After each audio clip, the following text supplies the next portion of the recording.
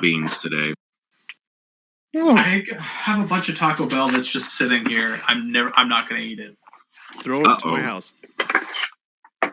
Make it quick. I can't. You don't want to eat it? Is that why? Did you already eat? Well, so we went to Taco Bell and we started with the 12 Cinnabon bites, and that was just a mistake.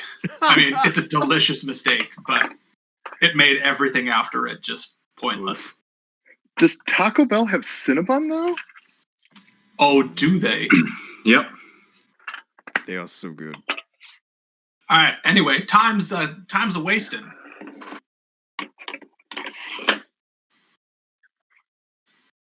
Go.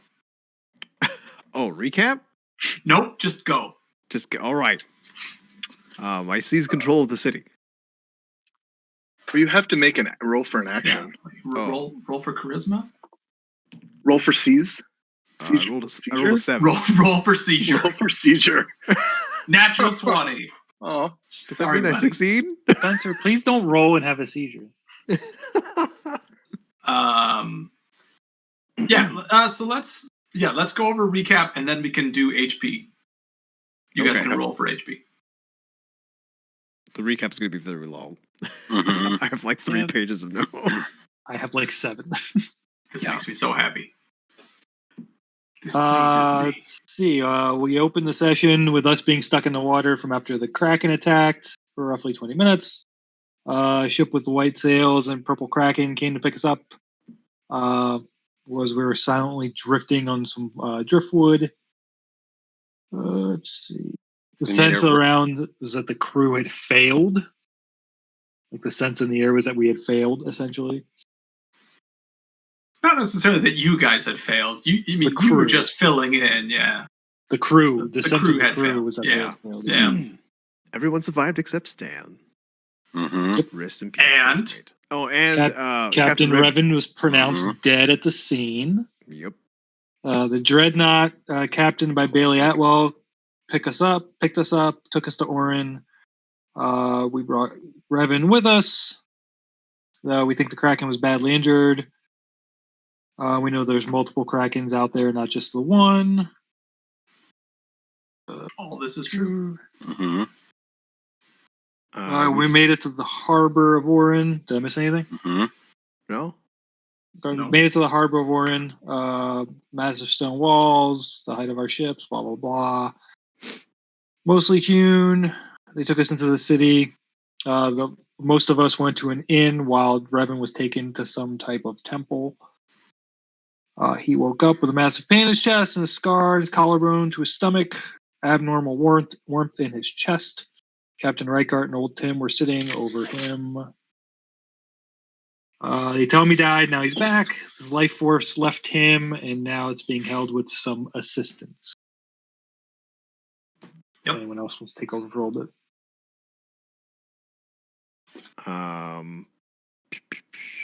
So the rest of us woke up in an inn. We had metal bands around our necks with a red stone holding it. Which are not collars. Which you found out was red alchemite. They're not collars, they're necklaces. Yes, that's right. Been there for a few days. We find out that the collar is indentured servitude / a delightful privilege to achieve freedom through work. That's the better way of thinking about it. Work frees you. That's amazing. Oh my goodness. The crew of the Nightingale is the Kraken Guard. They work to keep Orin safe. And we found out that when their heart stops beating, the stone explodes. Captain Revan had a good talk with Captain Reichert and Tim. I don't know if you wanted to expound upon that. I don't know how much there. We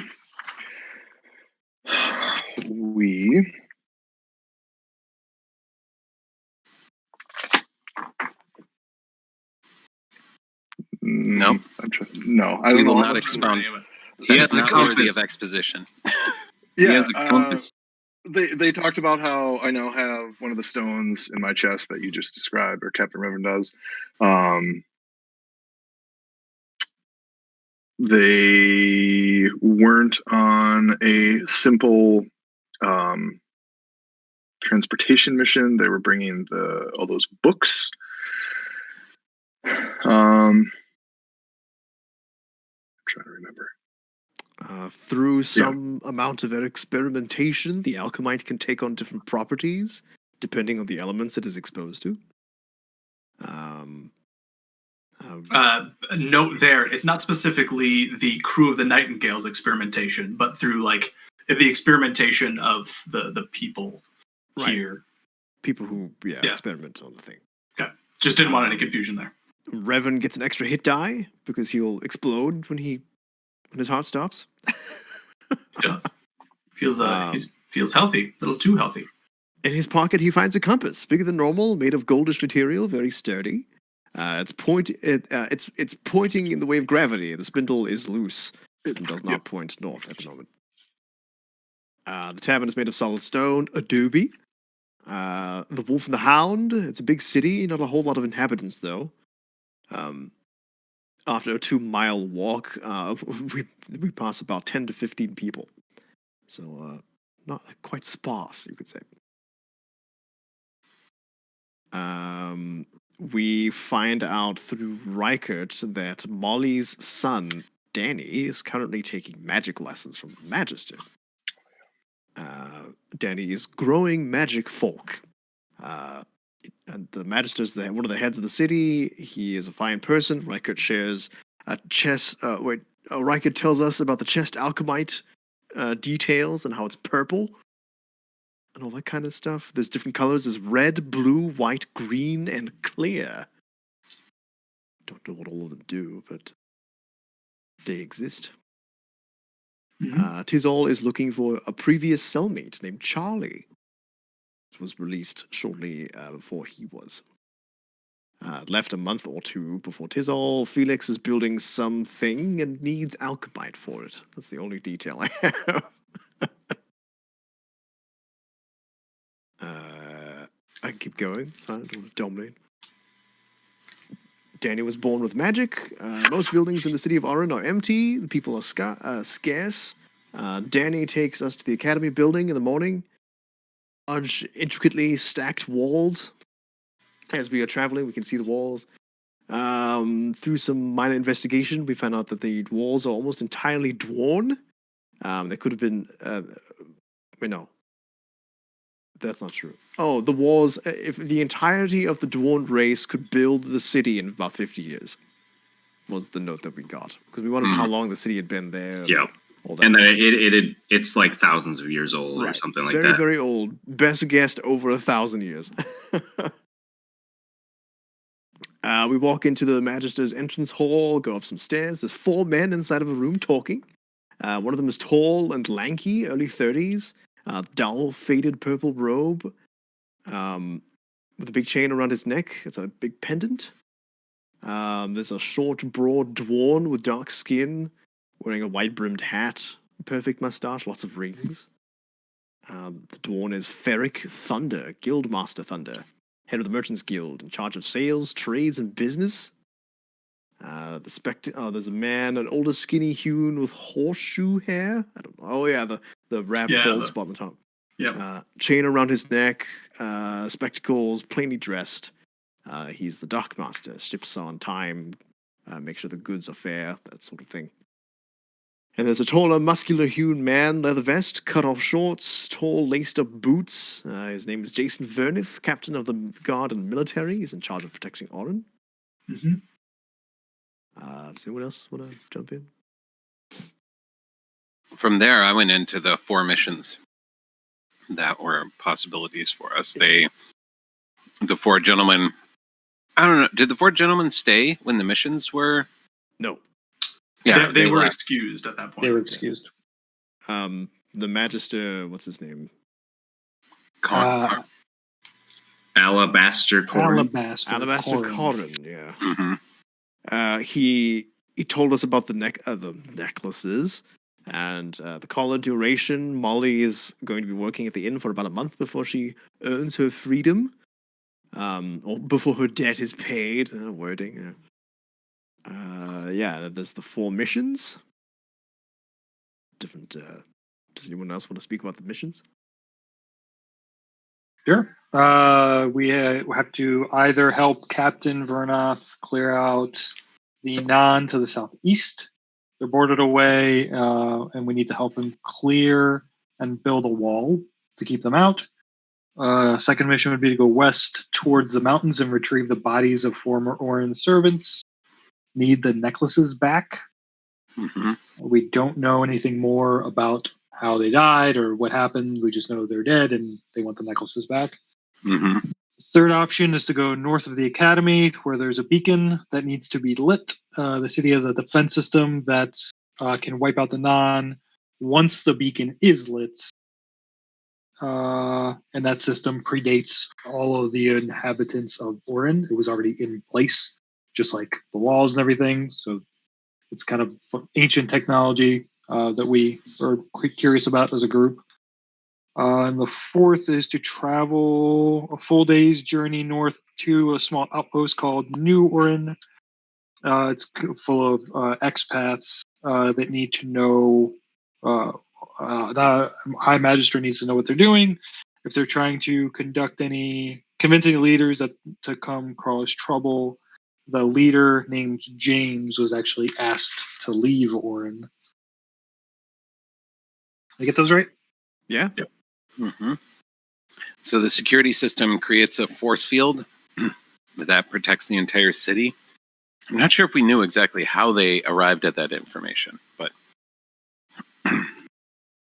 the Magister has been the leader there for 5 years, but grew up there, came as a child with his folks.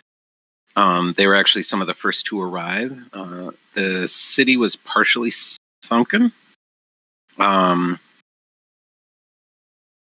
The Non have been consistently troublesome. There have been more ship attacks.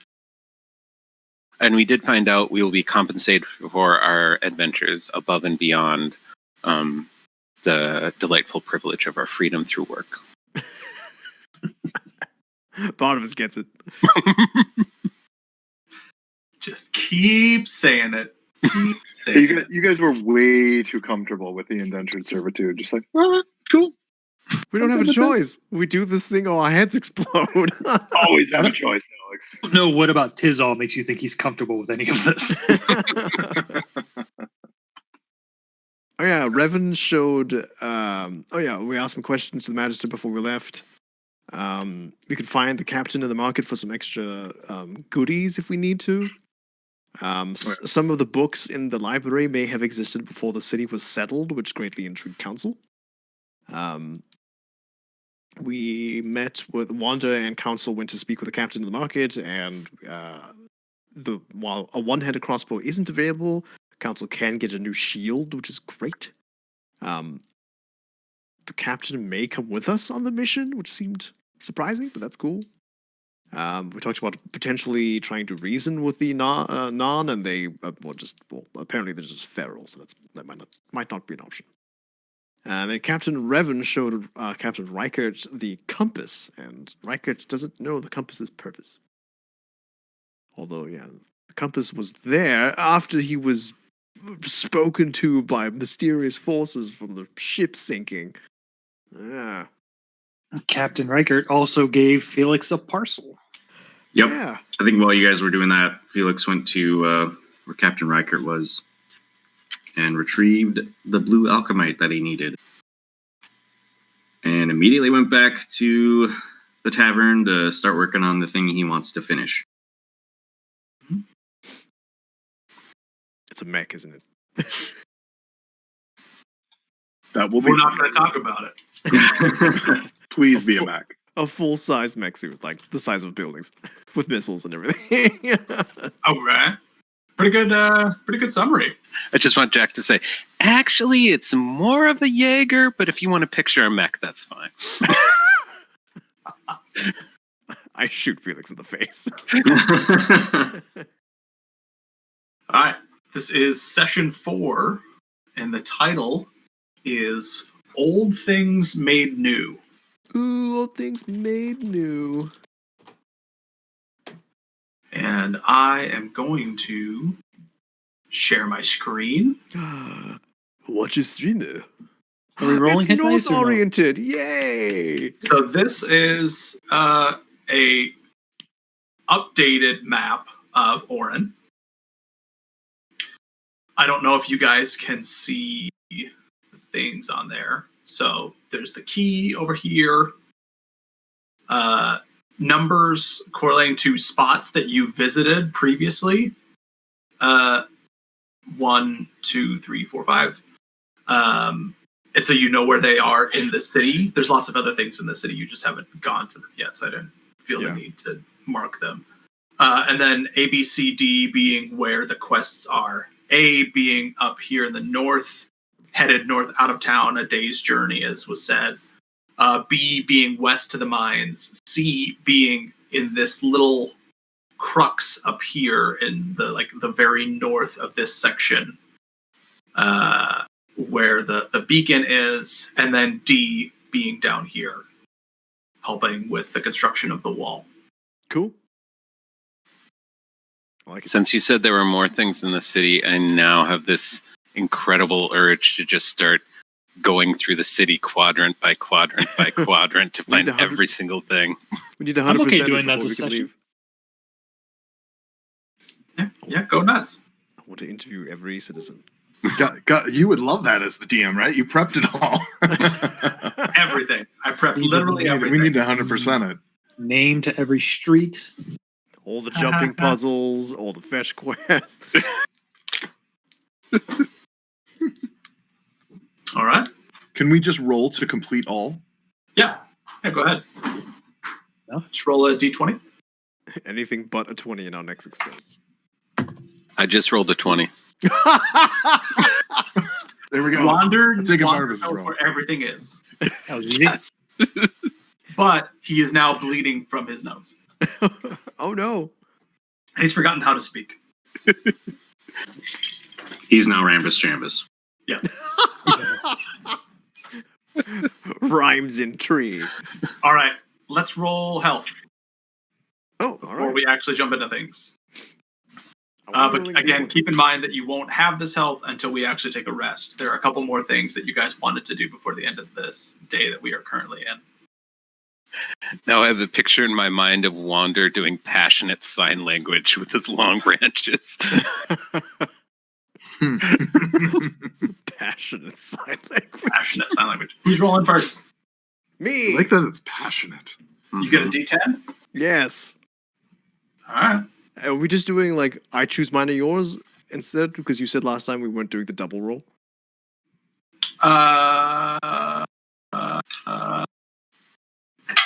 I double Sure. rolled last time. Well, Yeah, we double rolled last time. right. I was saying I don't know if I want to keep doing that or not. Well, now's the time to decide. We're about to. Yeah, it's your world. We're just living in it.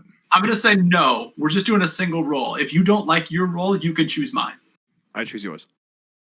3. Ah, What did you have? I got a 3. It was destiny. That's so dumb.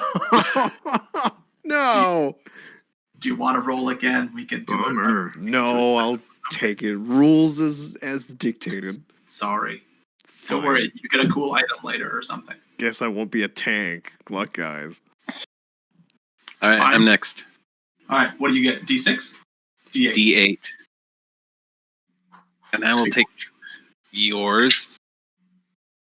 5. Ah, yes, I got a 3. Okay, good.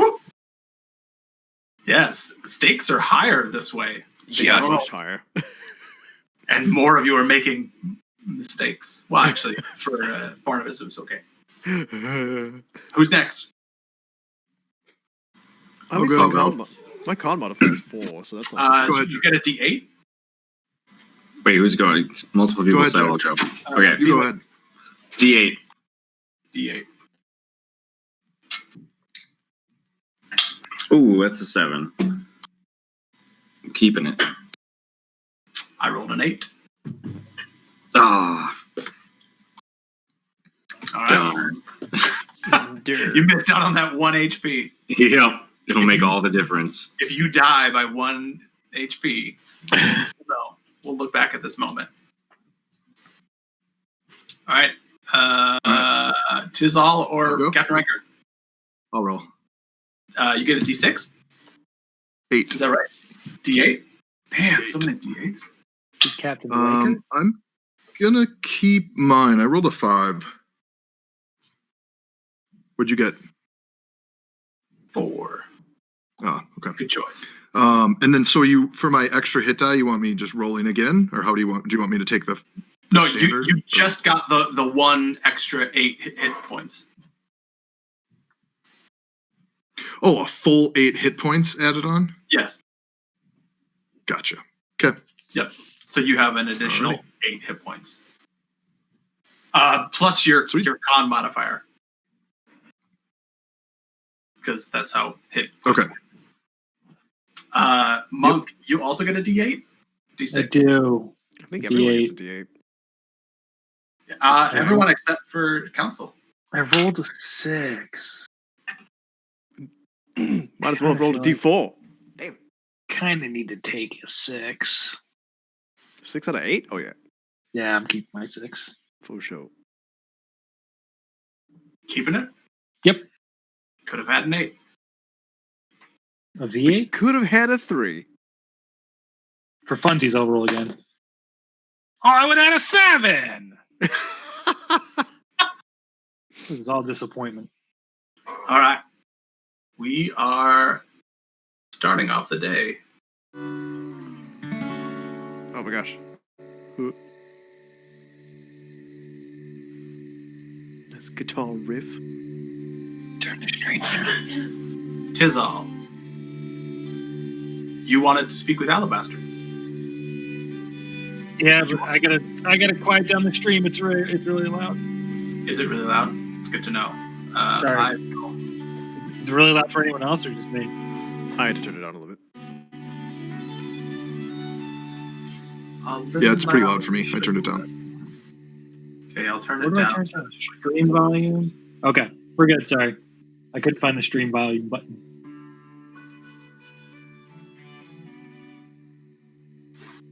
Okay. We're good.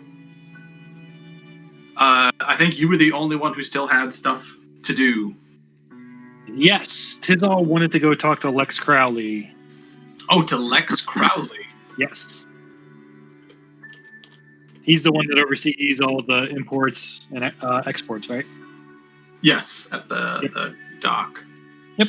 Okay. So you would have made your way, probably walking with Wander and Council all the way to the market. Then they stopped at the market, and you continued onward to the dock, since it is straight east of where the academy is. Once you reach the dock, you can see there is a number of ships that are actually in port currently.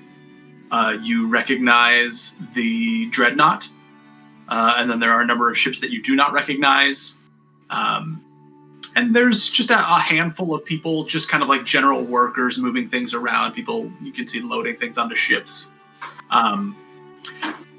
This part of the city isn't quite as busy as like the main hub, that like market district right in the middle around the temple, but it is still it's bustling as far as this city goes.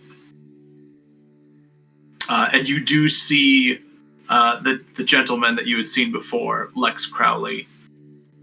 He's currently like sitting at a desk that's just like it's basically like on the dock. He has a desk and he's got like a little parasol over the top of him, like keeping him out of the sun. And he's like furiously writing in a ledger of sorts, or in like a book, because you don't know what a ledger is. You're a bird. True. You may not even know what writing is. He's putting some black lines on some strange cut down trees. I will take offense to that, I'm sure. Sleep trees. A sleep tree. Do people at the docks have the same collars by chance? Most of them do not. Okay. There is probably one or two that do, but most of them no. It looks like the traffic in and out of the port generally does not have it. Makes sense. Cool. I would approach Crowley. Okay. As you step over him, even though he is within shade, he can kind of feel your presence as you step up next to his desk and are just kind of looking over him as he is writing. And he stops and he puts down his writing utensil and he just looks up at you. Says, "Yes." Hello. Hello. I understand you know of incoming and outgoing boats coming to Oren and leaving Oren. That is correct, yes. How many boats come from Pollux? About. He looks down into his ledger and kind of flips back through a couple of pages, and you see, like, every time he gets to a page that he mentions Pollux, that kind of makes a mental note. And he looks back at you after flipping, back maybe 10 or so pages. He looks back up to you and says, roughly half come from Pollux. Do those boats carry winners of lottery in Pollux? I'm not sure what this lottery is that you speak of.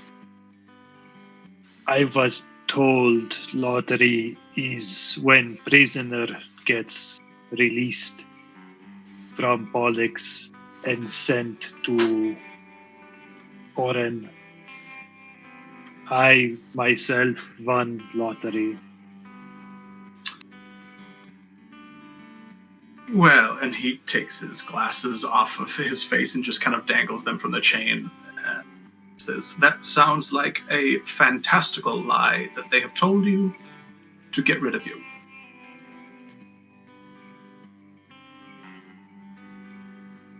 Can I do an insight check or something? Yeah, go ahead. What are you trying to figure out?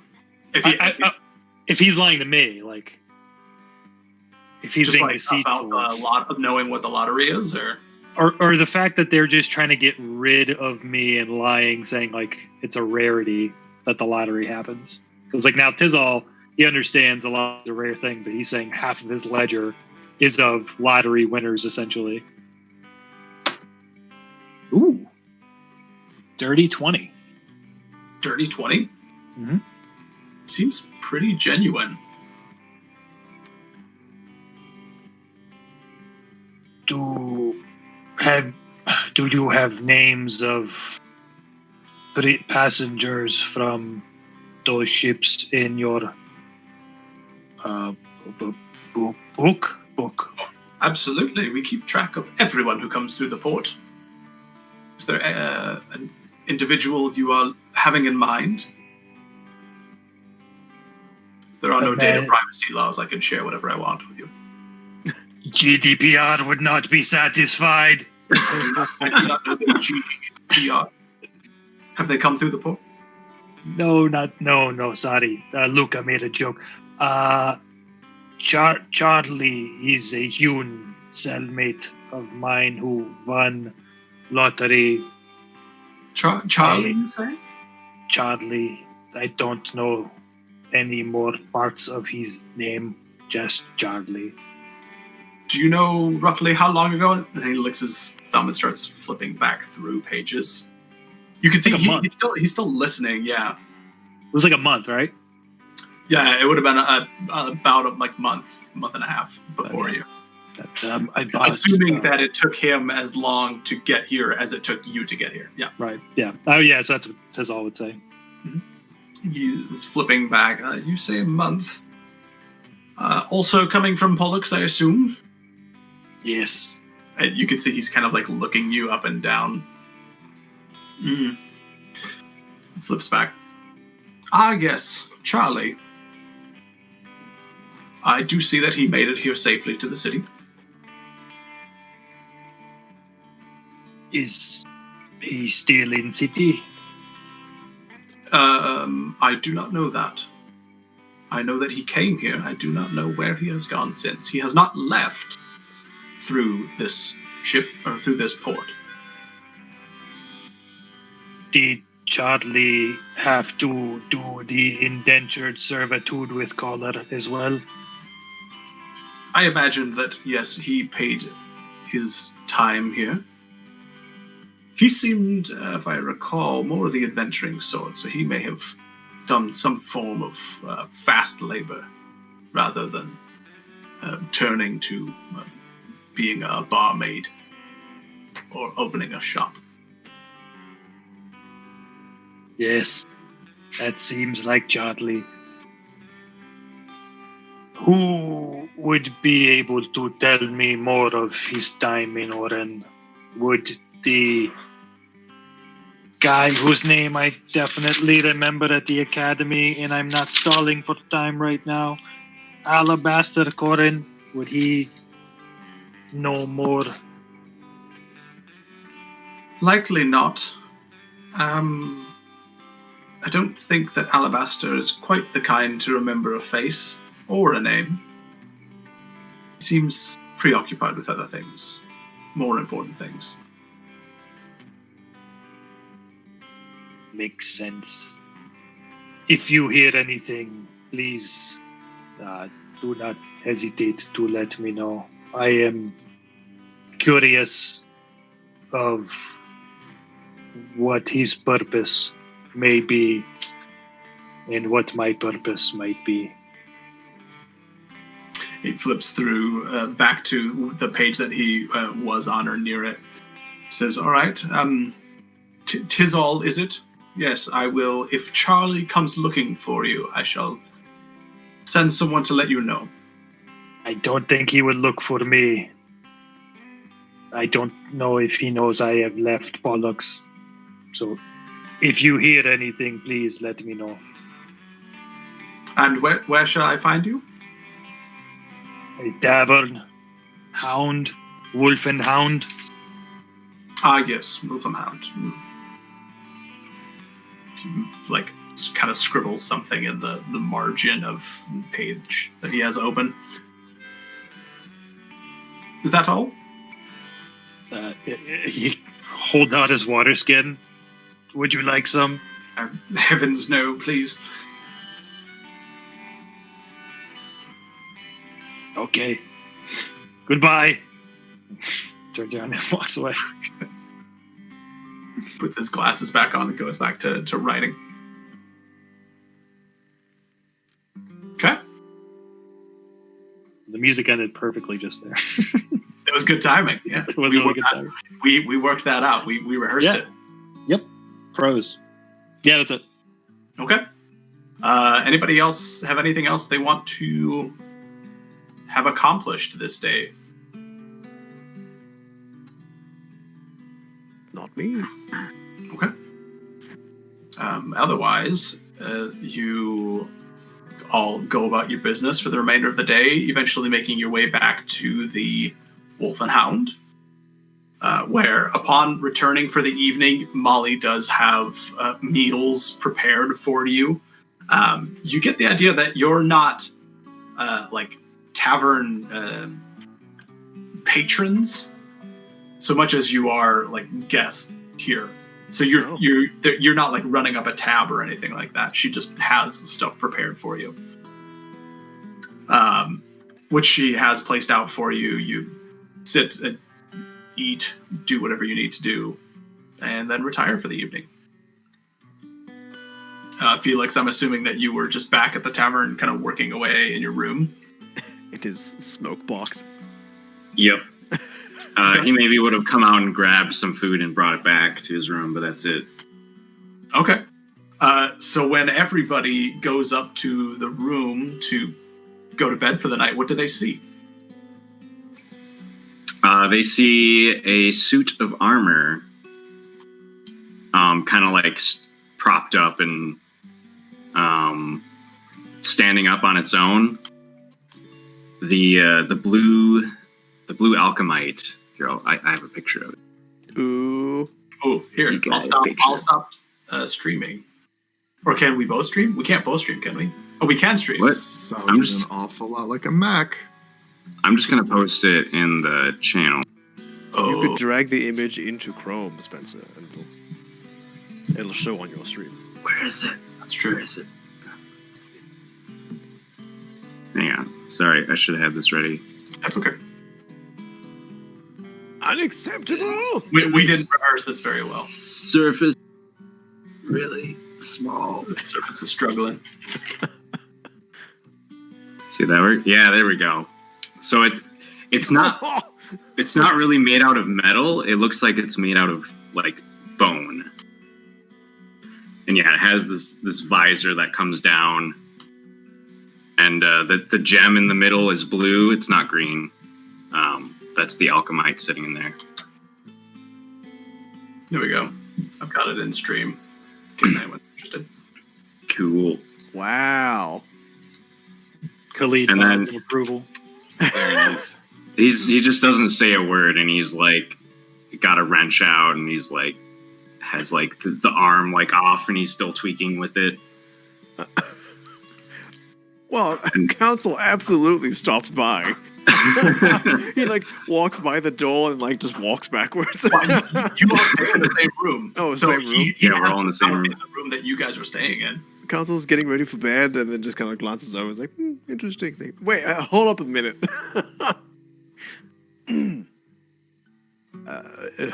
Master Felix,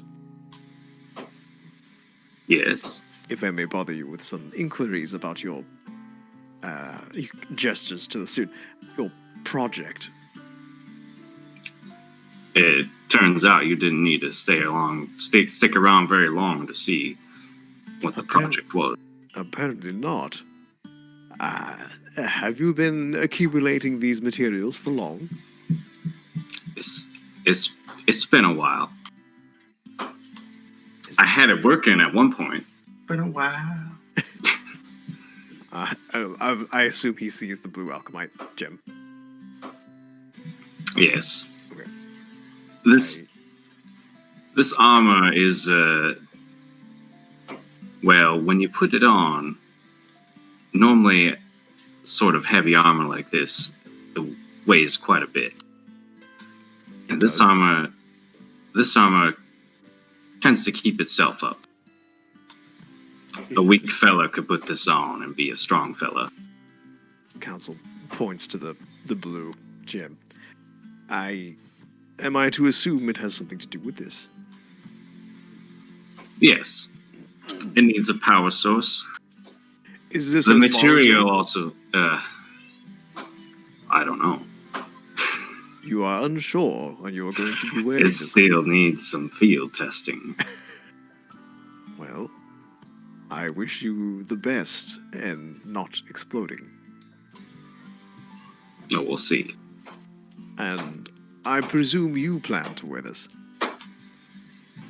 Yes. Is this suit big, like taller than Council? It only adds maybe like 6 inches on Felix. Okay, so it's like a suit for Felix. It's not. It's a suit Yeah. for Felix. It's Okay. dwarven sized. Okay, so it's not like he's not like powering a power suit. You know? Yeah, It's not a mech. Okay. climb up inside the head and just. Right. Yeah, I kind of imagined his head coming up to like the groin, and he's just powering it with joysticks. Okay. Now, are you saying that this is a person made out of metal? This new arrival doesn't seem to have the collar with the red in it. You were also saying that a person could put on another person? Is that... This is just armor. Is this a sleep stone or a wake stone? What is Yeah, this? what he said. What is this material? It's something I've cooked up. It's mostly bone, Bone. but it needs to be strong. Bone isn't normally strong. Would it be too much to inquire from where you have collected these bones? It's just various beasts and monsters that have been slain, not by me, but you find them in certain markets in the world. How fascinating. Well, it is certainly one of the more impressive things I've seen in my time. Well, thank you. I intend to impress even more later. Wink. I look forward to such. I need to know if he said wink out loud. Oh, he did. The Dwarven don't like this sort of work. Taking remains and applying magic to them, and, well, this armor needs to have a little bit of life of its own in order to read your movements. So when you move, it knows where you want to move. I presume you're not planning to grant it any form of sentience. Oh, I hope not. That's not the plan. As morbid as it may be, death springs just as readily from the ground as life does. So this sort of thing is practical. Although I can understand your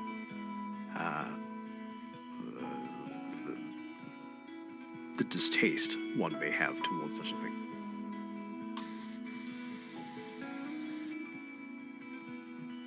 I have to say, using the innards of fleshy creatures as construction materials pleases me. This is a very pleasant turn of events. Consul just slowly looks at Wander and then back to the arm. It's bone and steel fused together. No wood here. Wander's head keeps, like, tilting back and forth, kind of like a confused dog. Like what is happening? And how long have you been working on such a project? Oh, it's been years. Don't go telling people about this, by the way.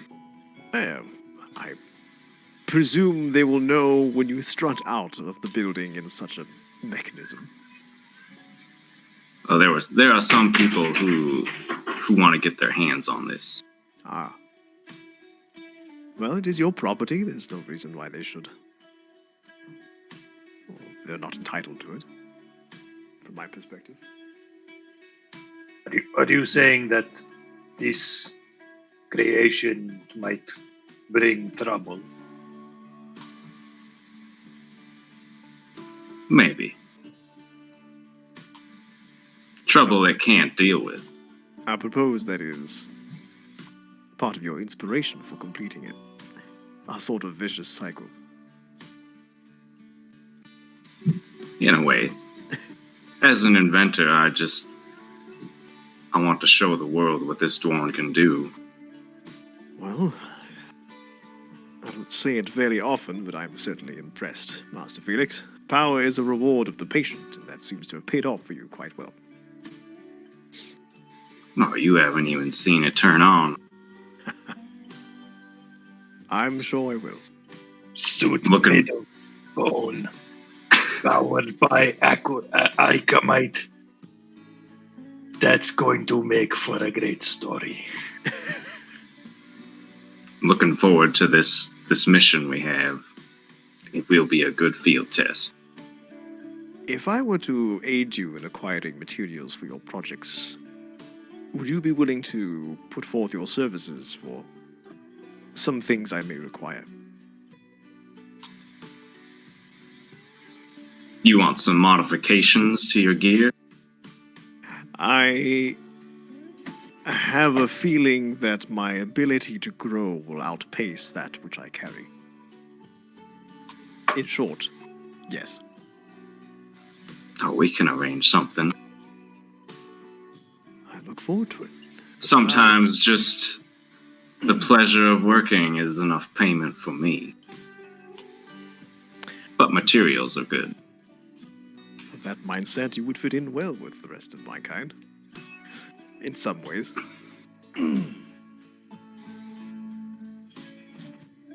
But for now. There's more of you out there? That is a conversation for another day, dear Wanda.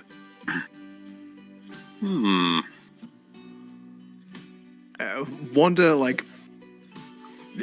not Wanda, Council, like, reaches out to touch the suit? Like, kind of like pat its shoulder? Is that okay? Does Felix have any body language indicating that shouldn't happen? No, it's a tough suit. Okay, yeah, if Council just kind of touches it, kind of gets a feel for the texture, and it's like heft. Like, you can't tell what face he's making within the mask, but he just kind of stares at it for a moment and then nods and then heads to bed.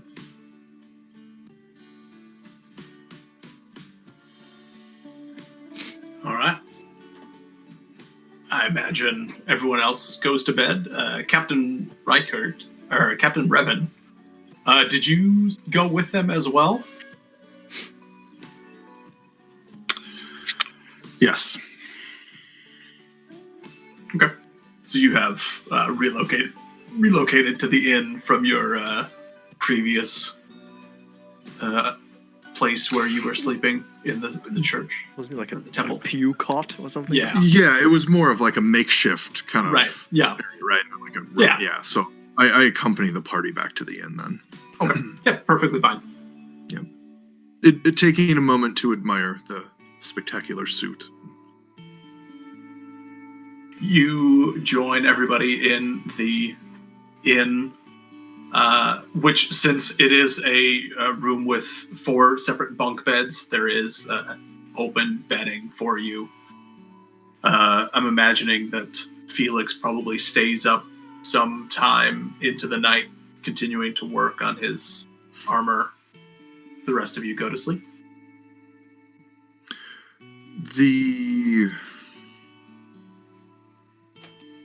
Shortly before Revan goes to sleep, he's going to take a little bit of time to practice. Oh gosh. Well, this should be fine behind closed doors. We're all in the same room. Yeah. Yeah, you're all in the same room. Yeah. So he's going to take a little bit of time to practice his newly acquired Find Familiar spell from the pack that he chose. So is that a level 3 thing? Yeah. Oh, we're not there yet. You're not there yet. Nope. Okay. Never mind. He goes to bed. Practice it tomorrow night. Yep. All right. May I retcon one very, very incy-wincy thing? A question I forgot to ask. Crowley. Yes. Just this once. What boat would Charlie have come on? Like, who maybe can I talk to for maybe more information on how he got here? Would he have told me that? Yeah, probably. Yeah, he would have given you the name of a ship and of a captain. But he does say that ship and that captain are no longer here in the city. That's fine. So that ship and that captain have since left the city again, but Charlie has not left as far as he knows. Okay, cool. Thank you. At least not through this port. Sure.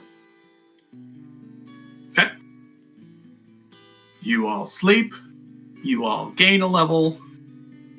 I'm assuming you picked spells and whatnot, if you have them.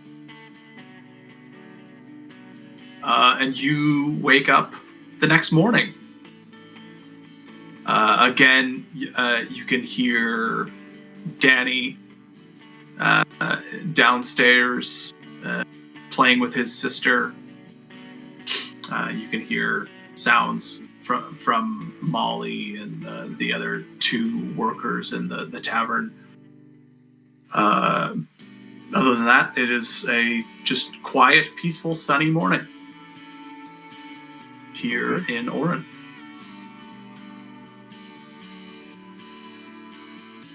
Who goes downstairs first? Council checks on any progress Felix may have made with the suit and admires it a bit more with fresh eyes, and then goes downstairs. Okay. Yep. This is the point then I think where Revan will just take a little bit of time to get familiar with his familiar. Okay.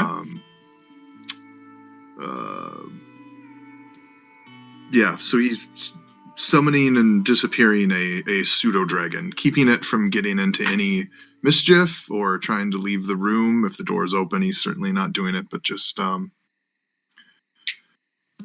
yeah. Okay. A pseudo dragon. Yes. And how big is it? What does it look like? What is it? So the pseudo dragon, I was realizing I hadn't chosen this part for my leveling, so I was taking a moment to look that up. It looks, so I'll show you a picture. I will share that. It almost looks like, it reminds me of, oh, Luca, what was your pet flying cat thing? What was Leroy? its name? Leroy, there we go. The Tressim. It's like a little Charizard almost. Okay. It's a teeny tiny little dragon. There's a cute little picture. Yeah. Let me share this.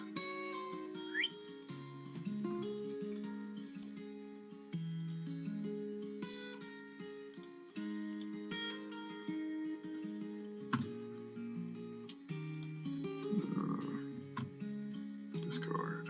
There we go. So which subclass did you end up going? So I couldn't find just that picture, but I really like that picture of it. It's adorable. Hold on, let me. Is it the same like desert classification? Or is it like no, a that was just a water-based one? picture that I found. Okay. So it's just it just says pseudo dragon. So What I'm color actually- is it? Blue? there's- Yeah, what's the flavor? Like what there's color is it? standard. So What flavor is blue it? Are you gonna eat it? Yeah. flavor to match Tizzle's a the. predator. Tizzle's an This animal. one's actually blue to match his tattoos, the little shimmer from his bluish tentacle tattoos. Okay. Kind of goes along with his same as when you saw him wield his pistol that he didn't actually discharge rounds from, but instead his Eldritch Blast. So it's a similar kind of his magical blue glow. Finally summons it, and Tizal just pelicans it down. That would be amazing.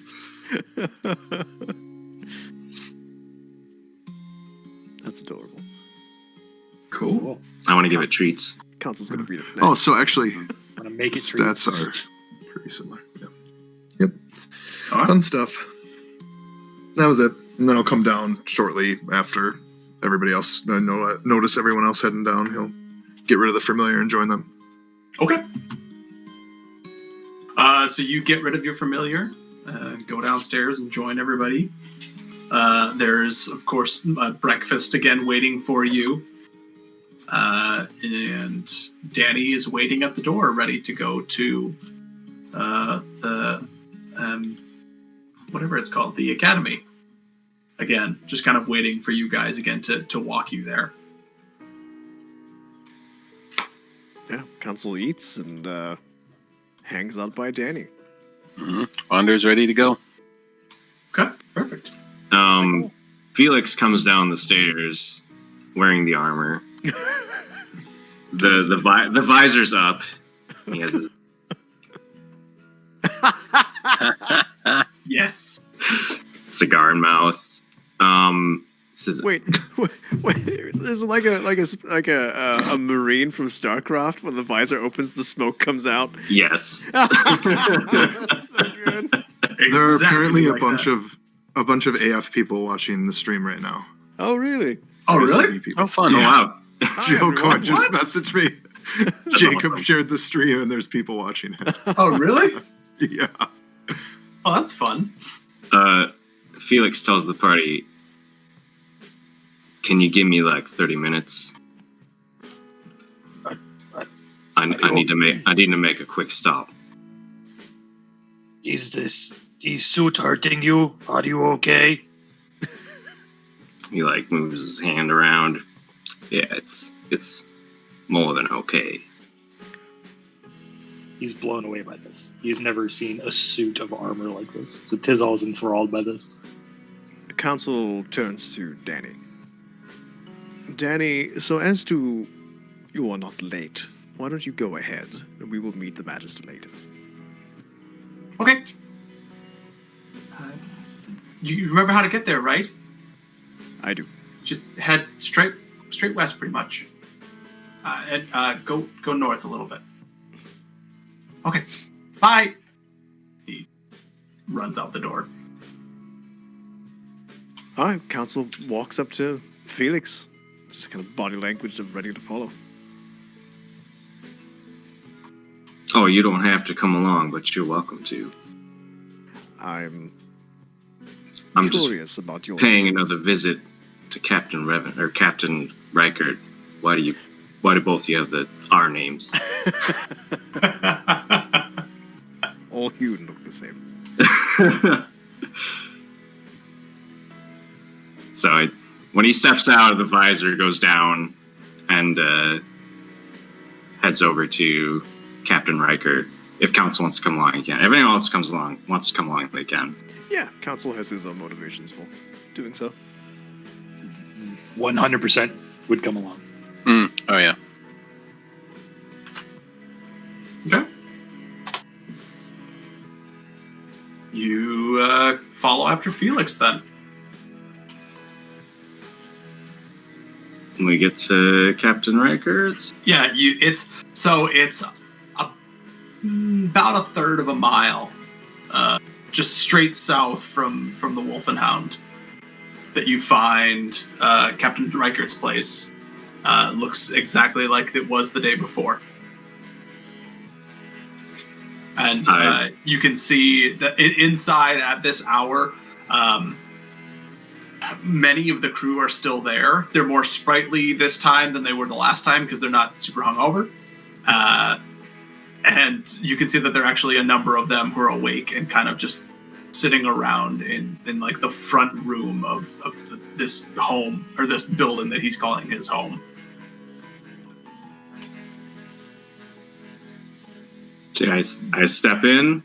Yeah, basically, like when you show up and like cover the window, the all of the light for this building is coming from. Immediately, everyone looks and is just immediately on guard of like, oh my gosh, what is that thing? We're all gonna die. The visor pops open, and the smoke billows out, and there's just Felix smoking his cigar. Captain Revan, who is currently like behind one of his armchairs, like it's just Reichert? Felix. Reichert?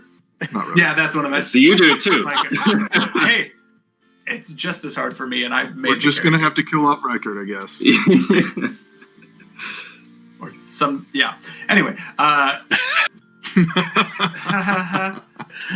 Captain Reichert kind of peers out from behind the couch and just said, "Felix." He like points at the stone in his belt. He's like, "Thanks for the stone." Is Carrie around? Yes, he's still asleep. I can go get him. What? Yeah, just a moment. It's not urgent. You can let him sleep. I'd like you to give him something for me, though. Oh, absolutely. Yeah, if you have something to give him, I will. He hands him like a rolled up piece of paper. I tell him it's blueprints.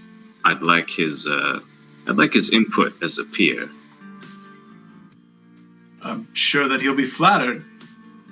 And the blueprints he's handing him is they're blueprints for a palm pistol. Okay. So it's like a little tiny cannon that you hold in your hand. Yeah. So there's like a hand on the picture as well for like to scale. To scale? Hand for scale. And a banana. You have to have a banana for scale. The most important measurement. All right. I'll come back some other time. All right. Yeah. Check in with you. I'm sure that he'd be flattered to see this. That you think him appear, especially if he gets a look at whatever this is that you've put together. Oh, thank you. He kind of takes it. I don't know. Sets it on the counter. I don't know anyone who knows firearms as well as he does. So that's probably true, unless you were to talk to somebody from the Dreadnought. They may be, but Carrie's darn near the most knowledgeable that I know. And one more thing, you say you hunt or kill these kraken? Yes. Have any been killed before? Yes.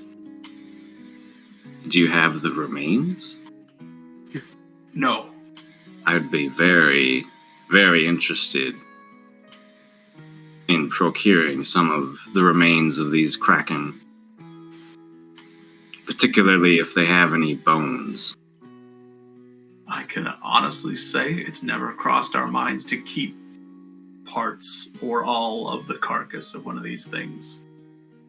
So if the opportunity presents itself, I shall let the Dreadnought know. I would provide many services to have an opportunity to work with it. Good to know. Yes, I will let the other ship know. That is interesting thought. We have some of our own work to attend to. Yes, you do. I did want to say one more thing. If anyone comes asking for Felix, you tell him he's dead at the bottom of the ocean. Just kind of like gives you the fry, not sure if. Don't do it. Don't do it for my sake. Do it for their safety. And he clenches his fist, which crackles on a little bit of electricity. All right. If anyone comes asking, I will. You have a good day, Captain. The visor comes down and he leaves. Were we all there to hear this, or either? Yeah, you all said you were following him, so yeah. Okay. I didn't know if. Okay, just want to make sure. Just jot down on my notes. Felix might be the big bad. And Felix secretly big bad. Yep. Constructing hand cannons. I need corpses. I have hand cannons. If you're looking for me, I'm dead. You hear me? If you tell him where I am, you're gonna be dead. We have a very own necromancer. No, I said for their sake, whoever's looking for me. That's true. He did say that. They'll only find trouble with Felix. I love Felix. All right. You guys begin your long walk to the academy. Yeah. And definitely as you are making your way through the town, anyone who sees now this, I mean, if they weren't already taken back by Tizal and Wander, now there is this third thing that is walking next to them. And for this, very not quiet town, but sparsely populated town, this is quite the sight. There's a lot of just open gape mouths as you guys are walking past, not quite knowing what to think or what to do with this. Yeah, Felix definitely calculated that walking around with a giant tree and the Birdman was actually to his advantage with what he had planned. It's like they already know, they already are drawn to us, so it's not going to be any different. Yeah. You're not the craziest thing in the three, but you're darn near it now. I think that Wander is still the bigger oddity, just because he is a big walking tree. Yeah, and you make your way to the academy. All right. When you get there, you make your way through the courtyard that you're familiar with, make your way inside, head up the spiral staircase into the newly renovated or newly added tower to this building, and you find the same familiar door that you stood at with Danny just the day before closed. And you can hear voices on the inside. Not as many as the day before. It sounds just like it might be just Danny and Alabaster inside.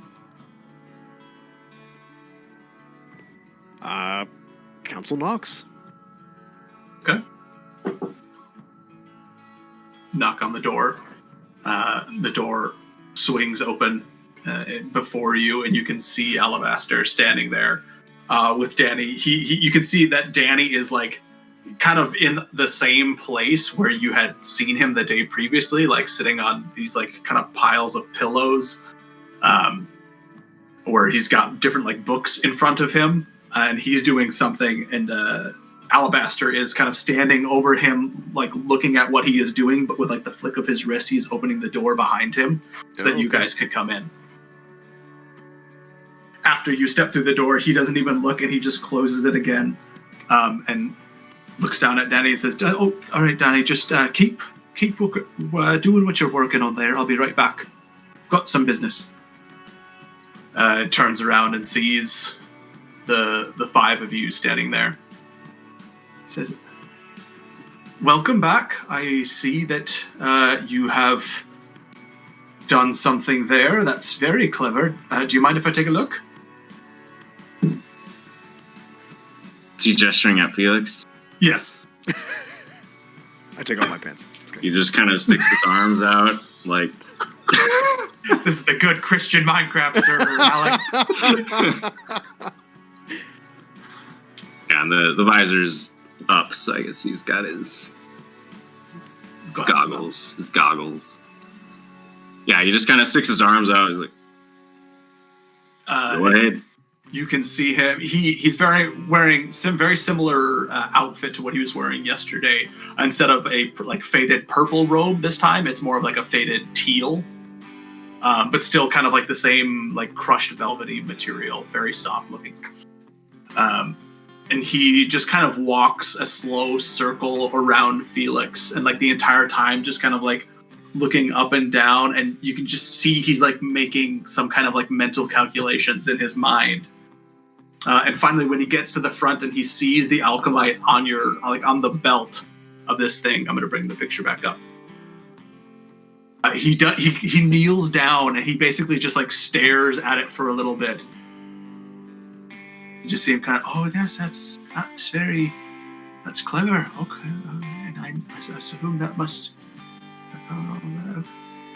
Just kind of mumbling to himself. And he stands up and looks down at you and just says, "That is quite the impressive feat, Master Dwarf." Oh, thank you. I'm sure he would tip his hat if he had a hat. Squeaks the visor. Tip the visor a little bit.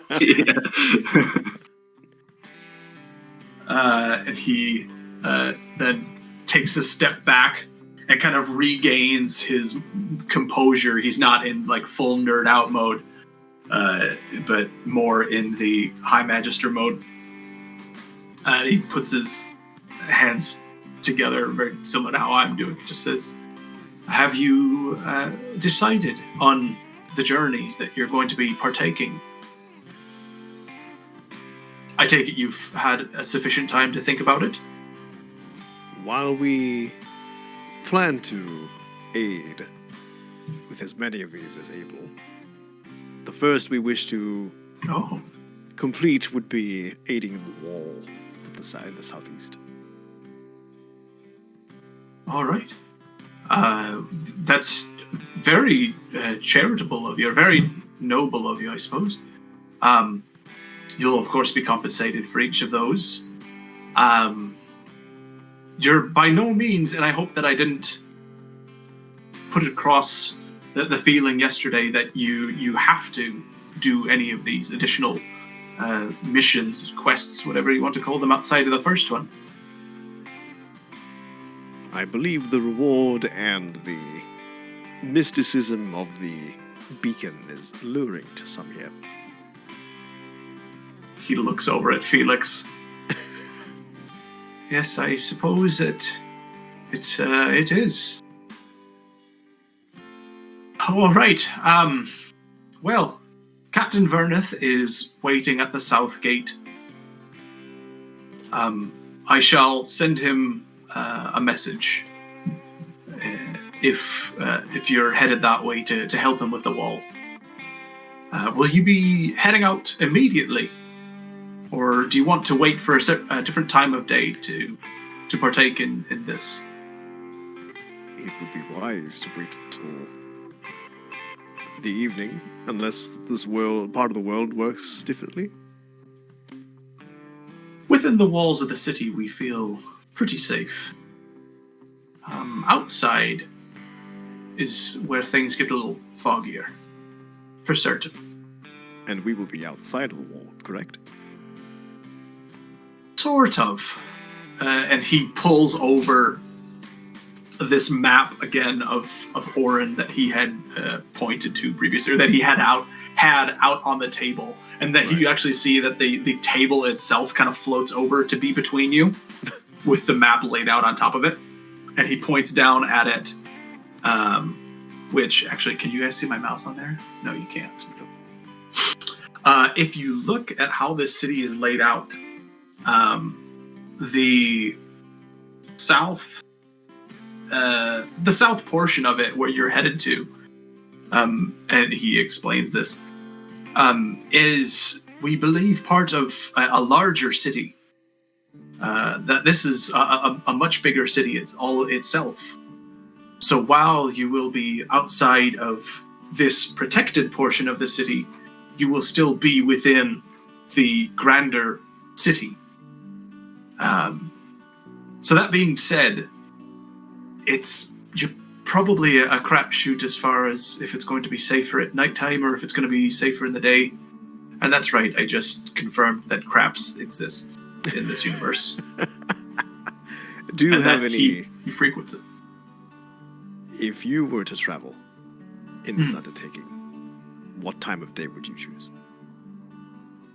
As one who resides here more than we have. It's a very good question. I don't have the best of night vision, so I'd probably prefer to go during the day. Does this wall open up to the water right now? Yes. The wall's not currently finished. The wall that we're building is roughly a half mile from being halfway done. If that makes sense. And he motions again towards this map. If you can see along the water's edge here, there's kind of a gray line. Yeah. That's basically where the wall has gotten to at this point. It says Go ahead. Oh, no, go. I was going to say, and we need to clear out that so they can continue the wall, basically. Aye. The section. We've got workers that have been building it every day for some time now. That's how we've gotten it this far. And that's how we have secured the northern border to the town as well. But the non-attacks have picked up, and they becoming more aggressive. Especially in that portion of the city. It seems that they're trying to stop us from completing this portion. Very well. It seems like day may be the best way to go. When do the non-attacks usually occur? Oh, all hours of the day. It doesn't really matter. Mostly we've been working during the day. But in the off chance that we've tried to also have workers go out at night, they've been there.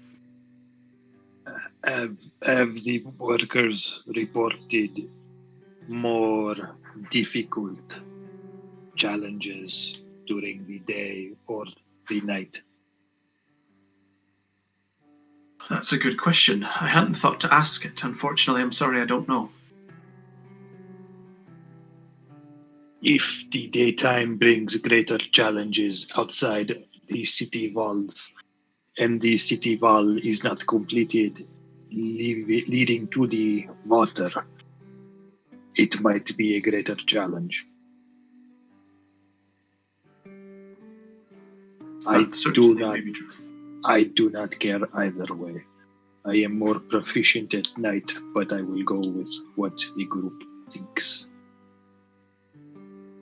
Certainly, if you have those among you who are more suited to partaking in such challenges in the evening, you're free to do it then. I know for a fact that Captain Verneth is more than willing to head out there any hour of day.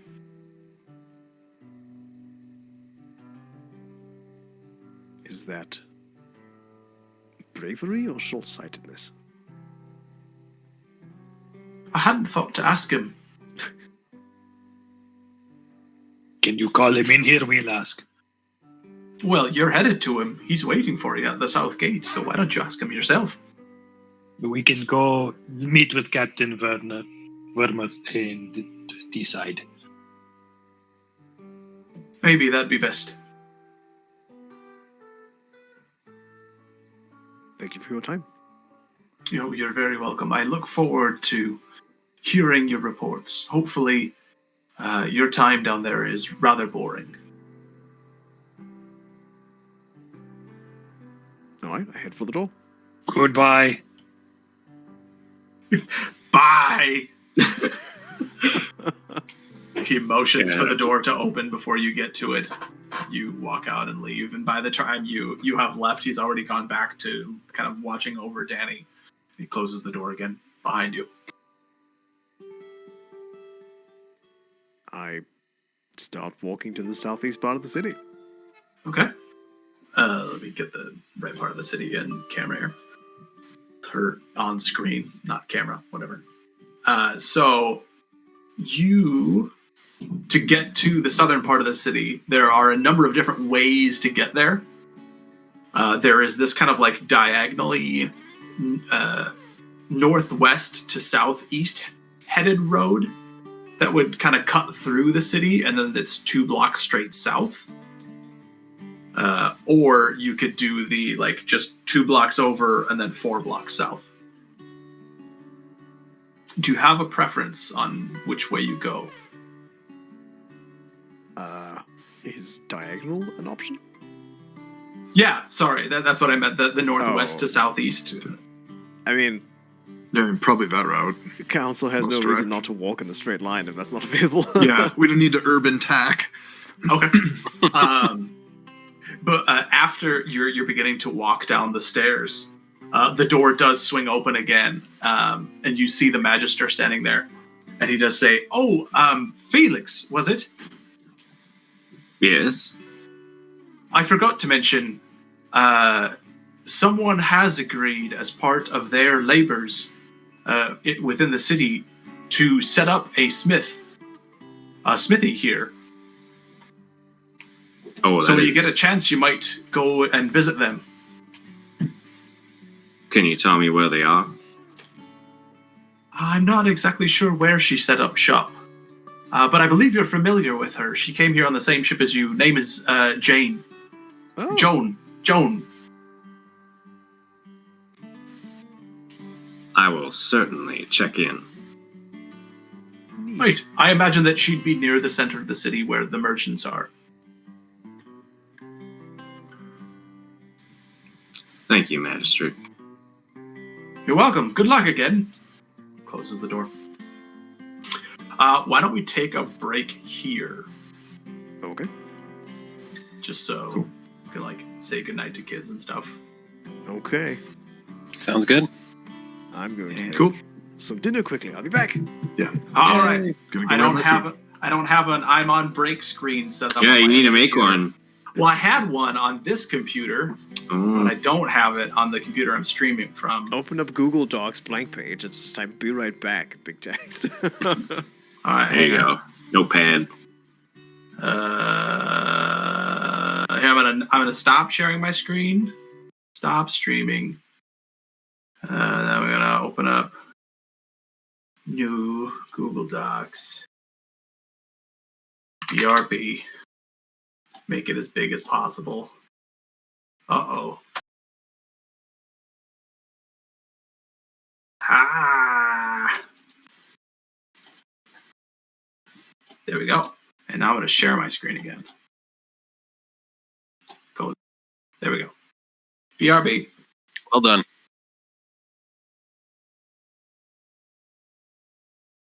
Oops. That's not my mute anymore.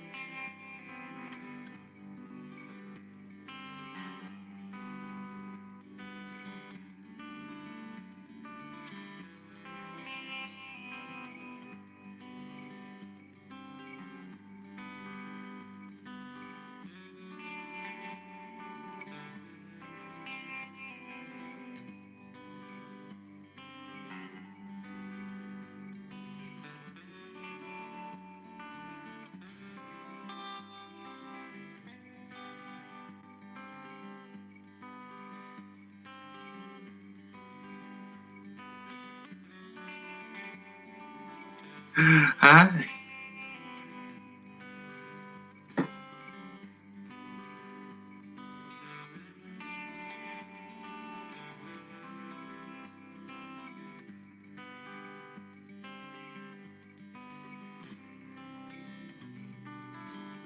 Weird. So a funny thing happened 2 mornings ago. I'm getting ready for the day, and Everyone on the internet can hear you, by the way. yeah, no, this is good. Okay. And I normally put lotion on my face in the morning. So I grab my hair stuff. It's like a putty. I put it on my fingers and I rubbed it in my hands. And I'm looking in the mirror. I was like, I saw something on my face. I thought, and then the next thing I know, I'm going like this. And I was like, oh. And just started like cackling to myself. I had rubbed my like thick, goopy hair putty all over my face. Awesome. Fantastic. I'd never done that before. I just was laughing. Michelle's like, what happened? What was the thing that you saw? Did you figure it out? I had like a fuzz or something. Like something just drew my attention to my face. And so, because I do the same kind of motion with some lotion, put it on my hand, rub it in a bit, and then rub it into my face. And it just, I had that split second of thinking something was like on my face, made me think of my face, and brought my hands to it and rubbed in my hair stuff. Brains are weird. Yep. I thought for sure you were going to be like, and then there was a big spider on the mirror or something like that. And I was like, oh no. No. Burn your house down, start over. Yep. One of the greatest investments we've ever made is having an annual program with Adam's Pest Control. They come out 3 times a year. I love Adam's Pest Control. Yep. We have so many gigantic spiders out here with wetlands and woods everywhere. It's horrifying. And at least they don't come indoors. That I know of. They're probably in my walls and stuff, which is fine, but out of sight, out of mind. How many other services do you subscribe to that are named Adam? Good, valid question. Valid. Just my own. So 2 total. My awesomeness. You know, it's a subscription model. Of course. Now I'm reminded of Adam and I. We were at a meeting at work with someone else, and we started talking about public transportation horror stories. So I talked about for a while. I was living in St. Paul, and I would take the bus down to Mendota Heights. And there's a few routes that are like, you know, it's a straight shot over the freeway. It's a few stops here, a long shot. And so anyways, a bunch of people, we all kind of knew each other because we waited at the bus stop every morning. And there's this one guy that was weirder than the rest. Plenty of weird folks, but he was weirder. It wasn't a regular, but it was a coach bus. Mendota Heights has some coach buses that they coach-ish. Anyways, this guy does a big snorts through his nose, gargles up into his throat. So there's an issue to be addressed at that point. And I'm like, what's he going to do? He looks around, and it was fall, and there were like some leaves on the ground, like some brown maple leaves. He picks up a brown maple leaf, like holds it up into his mouth and like spits into it and like rubs the leaf on his face as he does it, and then puts the leaf back onto the floor of the bus. And me and this other woman who just usually ended up on seats across from each other just look at each other like, like, did you just see that? It was horrifying. Oh my gosh. Extra troubling considering the character you're currently playing, I feel like. It was one of his fingers. Ew.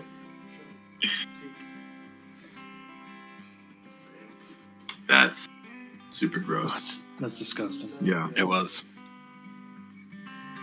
Should have just manned up and swallowed it.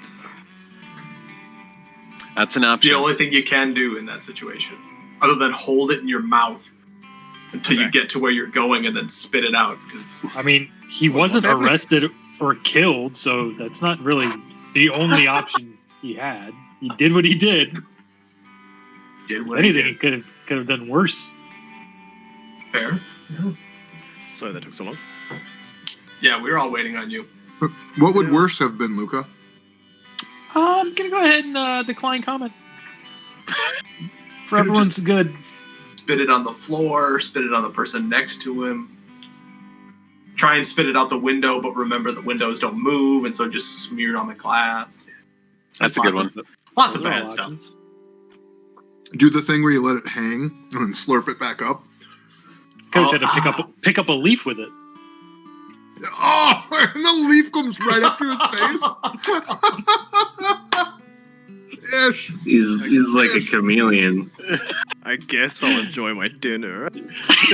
Welcome back. So I declined comment, but Adam pulled the gross out of me. Mm-hmm. Classic. Isn't that? Oh, I know what I said. No.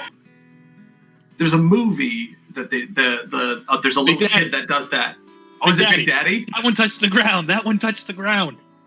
He was like spitting the ketchup packet. Yep. With the loogies? Yeah. Mhm. I would ban that kid from sunlight if he did that in front of.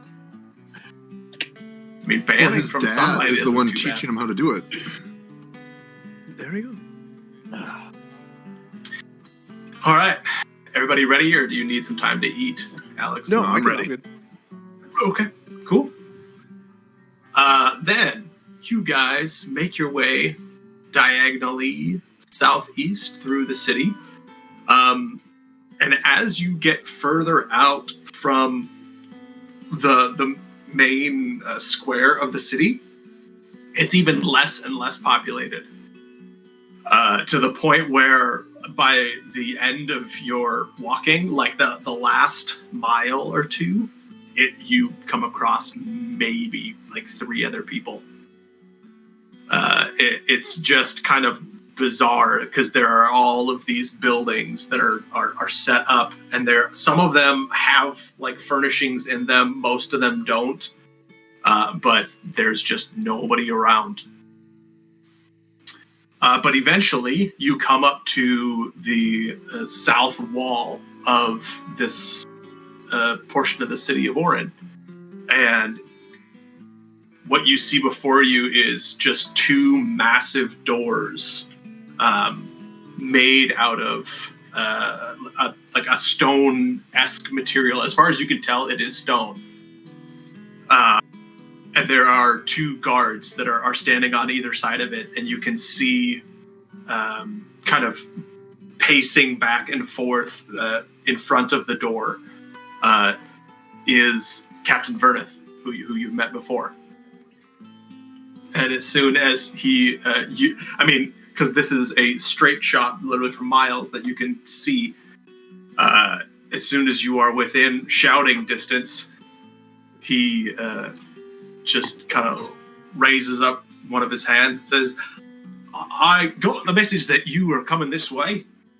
I'm so glad to see you.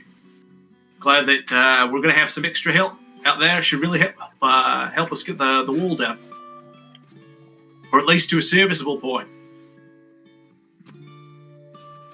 But, and he turns around and he kind of like walks off to one of the buildings that's next to the street as you guys continue to walk forward.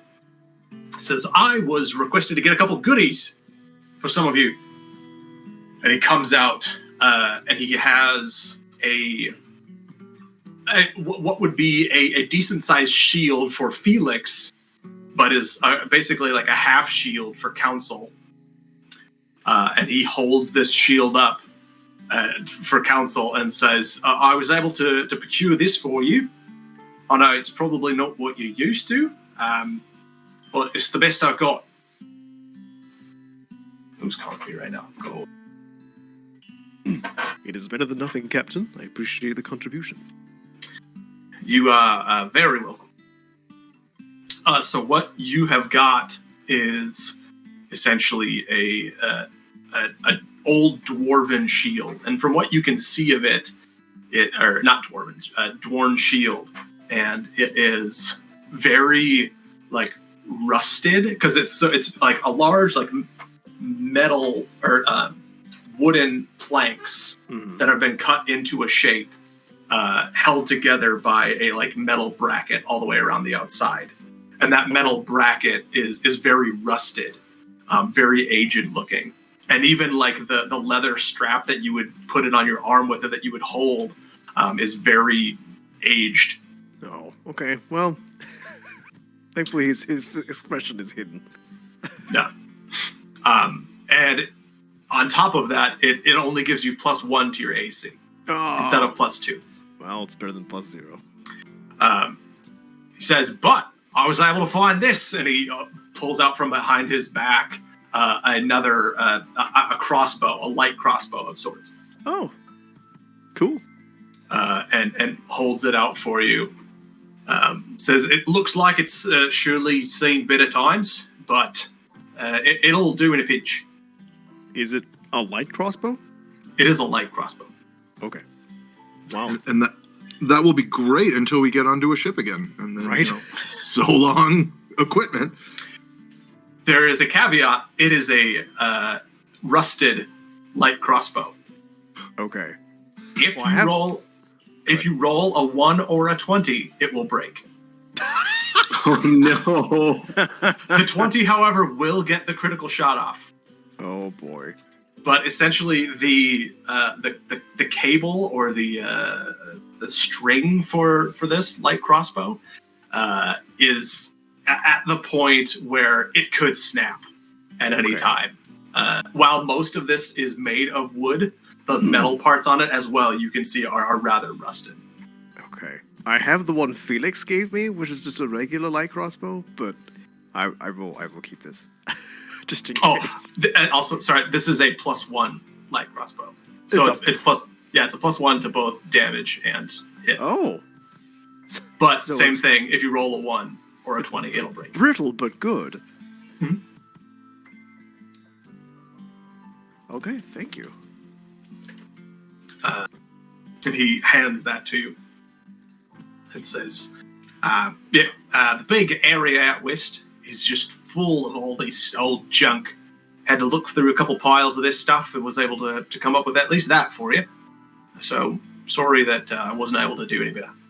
The mere fact that you looked on behalf of a stranger is greatly appreciated. Well, you're doing me a right solid by coming out and helping me with the wall. I hope I can... Lucas, stop. Lucas' enjoyment of this is fueling me. I'm waiting for you to start talking about Terraform and DevOps. No, I'm going to throw a ship on the valley. Joe's probably still listening. I wonder how he would rate your accent. Mediocre, probably. So he kind of just looks at all of you and says, are you ready to go? Do you need anything else? I'm ready to go. We were discussing back at the academy. Do you feel it wise to go during daytime or nighttime? Oh, well, that's a good question. I don't have night vision myself, so I would probably prefer going to the nighttime. That being said, I can see that you're more the night kind of fella and might enjoy going when there's less light. Enjoyment is less part of decision, more based on danger. Will the fight be more difficult in daytime or nighttime? I don't know if it'll be more difficult in daytime or nighttime. Certainly, it's going to be challenging no matter what, if there is even a fight to be had. It's possible we could get out there and there'll be no one, which would be great. Lame. Or lame, whatever. I know that I've got a sense of adventure as well, so to hear that you're ready should the need arise is comforting. And I can tell this guy is as well. Kind of like motions over to Felix. Since we are already assembled, I would vote to move forward. Yes. All right. Aye. Ready. All right. Let's go then. He turns back to the guards and basically tells them to motion to get the doors open. And you can see each of them kind of goes out to the side of the door, almost if you're thinking of like the handicap button that you push to like open automatic doors. They both go out to the side and like push this little like sigil that's etched into the stone, which briefly lights up, and then the door, these massive stone doors, just kind of start grinding open and open. And before you can see what is almost a barren landscape. It's like if you were to take someone's lawn who once had grass growing on it, and then you didn't water it and left it out in like 90 plus degree heat every day for 1,000 years. So sand? Not fully sand. There's a lot of sand. But the life that is there is very like brown and dead. It's not very lifelike. You can see that like the husks of grass and like the husks of like trees and shrubberies and stuff kind of pocking the landscape. Oh, so Arizona. Yeah. But the one thing that sticks out from what is behind you to what is in front of you is there aren't nearly as many buildings. The buildings here are maybe every couple hundred yards from what you can see. At least in this portion of the city where it butts up against this wall. So not populated and also not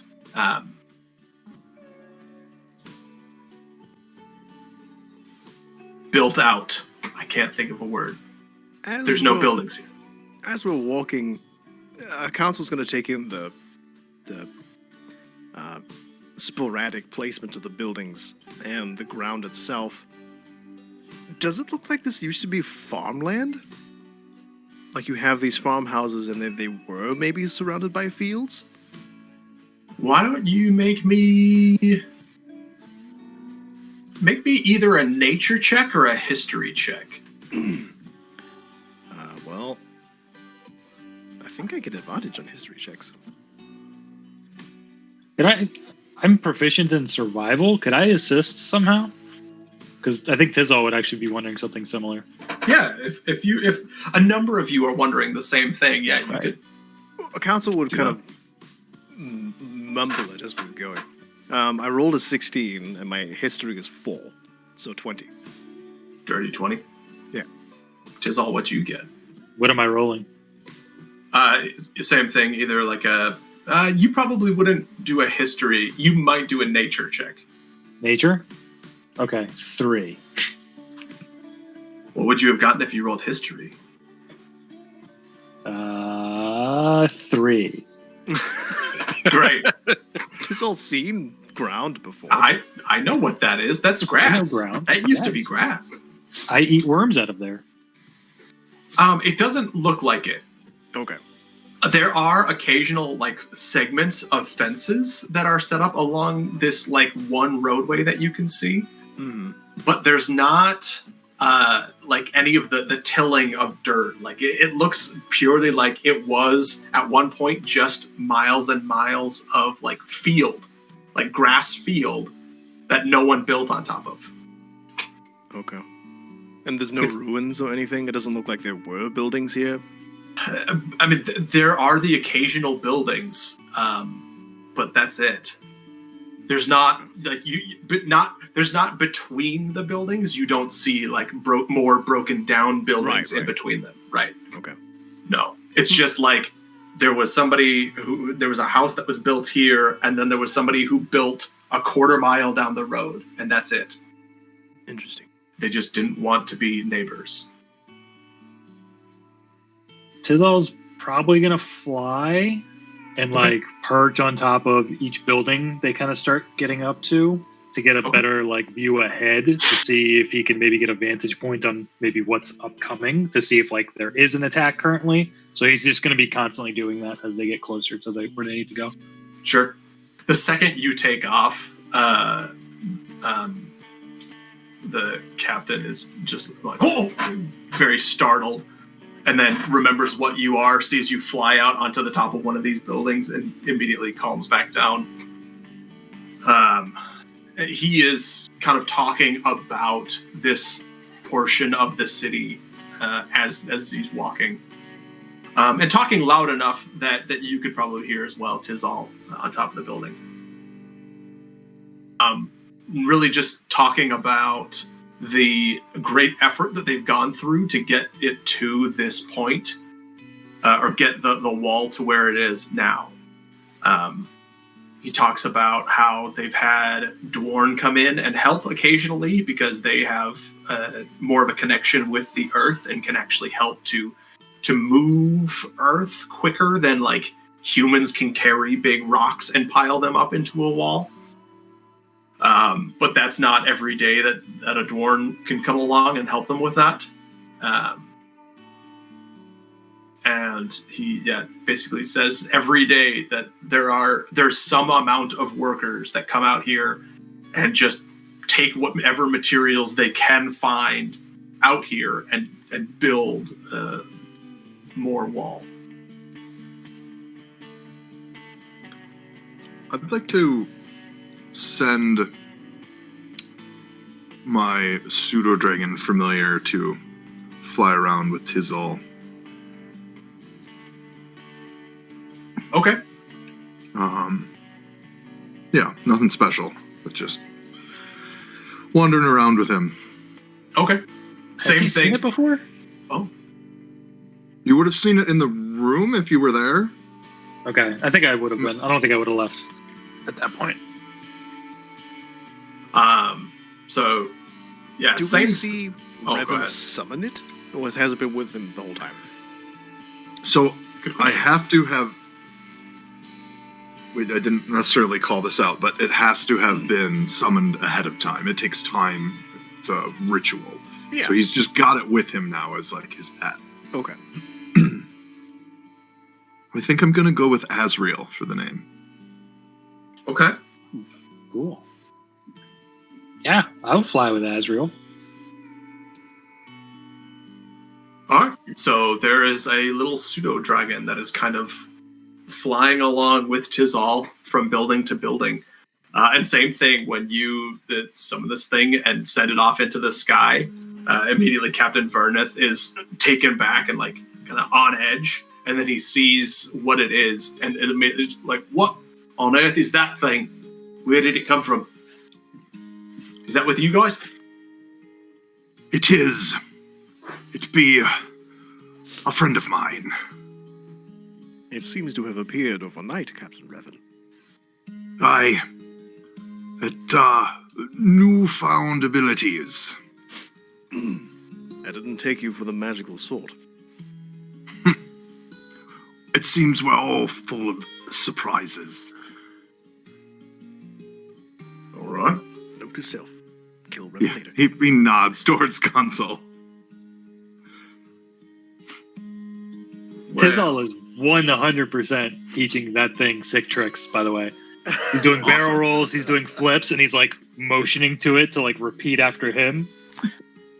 You're the super cool big brother smoking cigarettes behind the building, and he thinks you're just the greatest thing in the world. I'm so happy.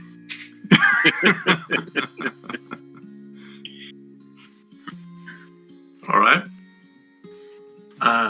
Are you looking for anything in particular, Tizal, or just kind of scanning the horizon? Scanning the horizon just to see what might be upcoming. Like, knowing full well this is a protected area, he's basically just trying to figure out like what the danger ahead of the group might be, that he can get a better vantage point from up top. Oh, go ahead, Adam. I was just going to say, for Tizal's knowledge, the Azrael is capable of limited telepathy. So it means he can communicate simple ideas, emotions, and images with any creature within 100 feet that can understand the language. So if you want to talk to it or anything too, like in basics, can't hold a conversation, but probably close to a conversation at your level. Yeah, I was gonna say Tizal really can't either. Yeah. So you guys might be quite the pair there. Yeah, absolutely. Yeah, if Tizal would speak to it, not knowing it wouldn't be able to communicate with him anyway, and like trying to teach it things, and so if it's like telepathically like communicating with him, it would floor him. Awesome. Yeah, super limited, super broken. I mean, even a little more limited than you from reading the description. But yeah, very, very just basic ideas, emotions, and images. Awesome. All right. Two kids straight off the boat speaking broken English to each other. Right. Right. They That's say to amazing. play what you know in D&D. Yeah. Council's, That's true. Council's putting a bit of trust in the fact that they have two pairs of flying eyes keeping an eye out on this massive flat land. So he's he's watching the captain's body language, mostly just to see how he carries himself the closer to, quote unquote, the danger area we get. Like when he starts to get more, prepared, more alert, all that kind of stuff. Why don't you just make me an insight check? Oh, 19!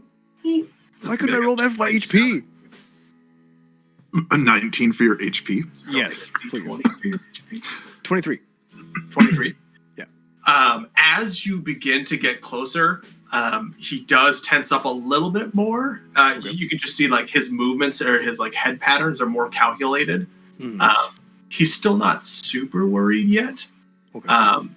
But it is, as you get closer, he explains that the Non don't really do well on land. Yeah. And so it would be incredibly rare to find them this like far out away from the ocean. Okay. Yeah, the closer to the coast we get, the more dangerous it is. Okay. Yeah. Wander has taken to sticking close to Council, and it actually mentions a little something to him and says, Council, I just wanted to say I wanted to stay close to you. It seems like you were paying attention to things, and you might know some things that I don't, and of course, I float and you don't, so just in case that comes in handy. There's that pairing. I still owe you for saving my life, Wanda. I will do what I can to enable your safety.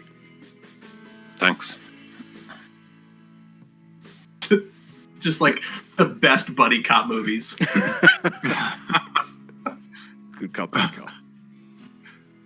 And I'd like, if I can have Azrael really watching for other creatures that aren't us, is I guess the main thing I would want him keeping an eye out for. Sure. What you guys see as you get closer to this portion where the city where you're going, about even like 2 miles out from the like where the two roads meet, which are like those two brown lines that basically meet like right at the ocean. You can see that there is a massive building there as well, with a couple more smaller buildings around it. Which, Sorry, go ahead. I would say when it comes into view, again, because the landscape is so flat, you can see it even though you're miles out. Captain Verneth, he mentions that it's a temple. Oh. And that it is nearly identical to the one at the middle of the city of Orin. Have you, Council asks the captain. Mhm. I have not been to the temple in the city. Is there any sort of strange iconography within? Gods that we are not familiar with which we are not familiar, so don't want to speak like a peasant. Well, don't know quite what you mean by gods with which we are not familiar. I'm not familiar with what gods you're familiar with. It is quite evident the city has existed far longer than, well, the residents have lived here. That's right, true. I'm curious to whom these buildings were built for. Oh, I get you, matey. Hard to tell, really. They don't have names that at least I can read, and no one's explained it to me. I can tell, at least just from looking at them, the one back in the main part of the city has got some dwarven-looking fella, and this part of the city has more of an elm-looking lady that adorn the statues on the walls. But I don't really know too much about them. And this city is rounded, correct? As if part of a greater circle? He stops and thinks about it for a minute and kind of like draws it out his head. Yeah, I guess kind of it does look like that. Yeah, right. Council pauses for a moment, crouches down and draws in the dirt with a finger, just a big circle, and then does a rough sketch of the part of the city that we've been staying in. Mm-hmm. And then draws the temple, and then draws the temple where this other one is that we're going toward. And then makes an inference that does the same thing in equidistant places around the circle. And he points to the picture and starts walking again and says, if the rest of the city was once above the ocean, it may have looked like this at some time. But I am simply guessing. You can see, while you're drawing that in the dirt, he's kind of, looking over your shoulder. Yeah. And you're just blowing his mind. No, you could be right. That might explain a few things. There's many questions. Yeah, the more we learn, the more I want to know. So, did he mention that the populated part of the city has dwarven statues in the temples or temple or whatever? Yes, he mentioned that. And this part has an elm statue in its... Yes, the part that we're in. Yep. How many races are there? Felix chimes in. Sounds like I don't know. There was a section for each race in this city. Council pats Felix on the shoulder. My thoughts exactly, friend. Perhaps racial districts, perhaps some sort of greater pantheon we are unaware of. Looks like I need to get this suit working under the water soon. It's all quite over my head. But I trust that you adventuring types know what you're looking for. And he keeps walking. Yeah, keep walking. Okay. As you get about,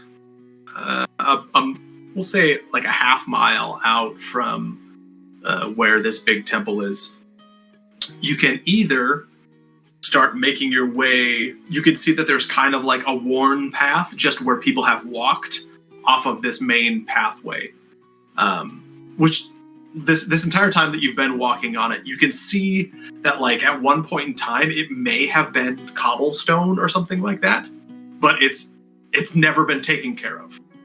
And so there's weeds growing up through it that have since withered and died. It's broken up. There's chunks that are missing. It's just very poorly taken care of. Is there anything unique to the cobblestone or just any of the stonework or things in the area that Revan, having been well traveled, recognizes from other areas at all?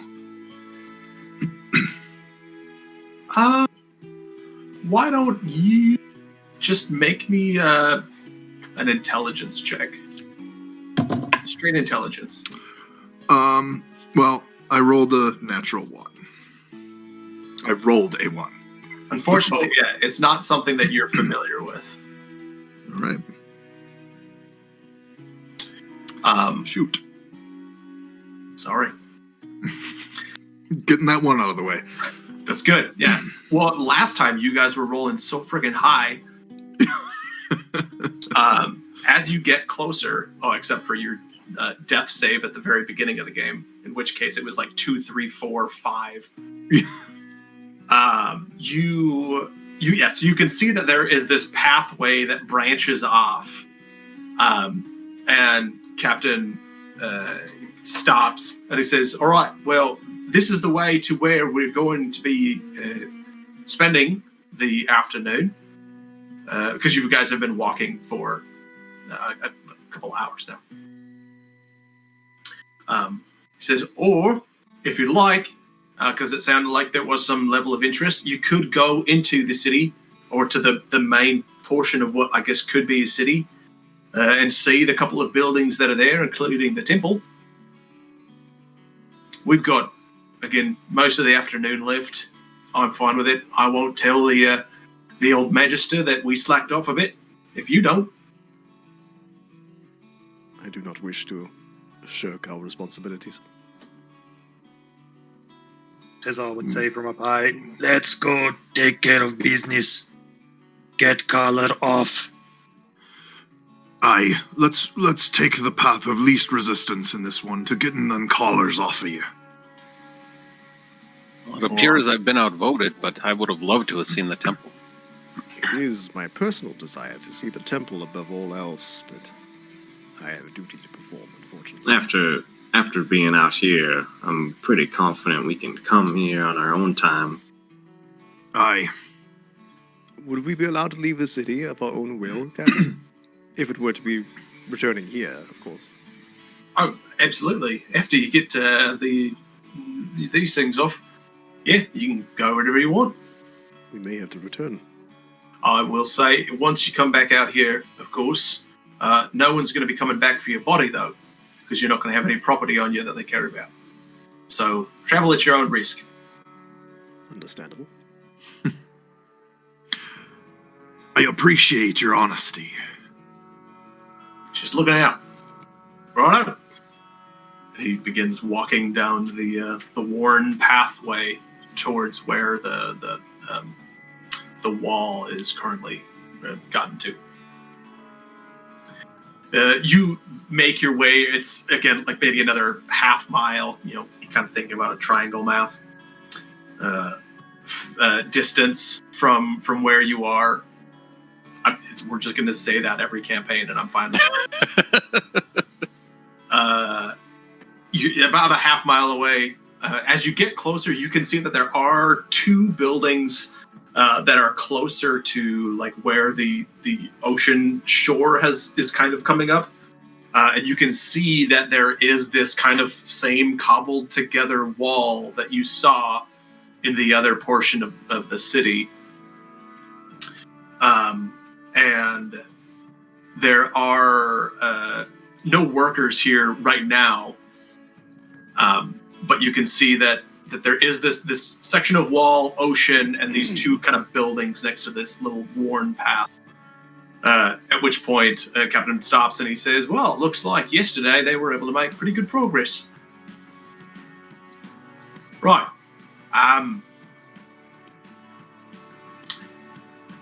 Here we are.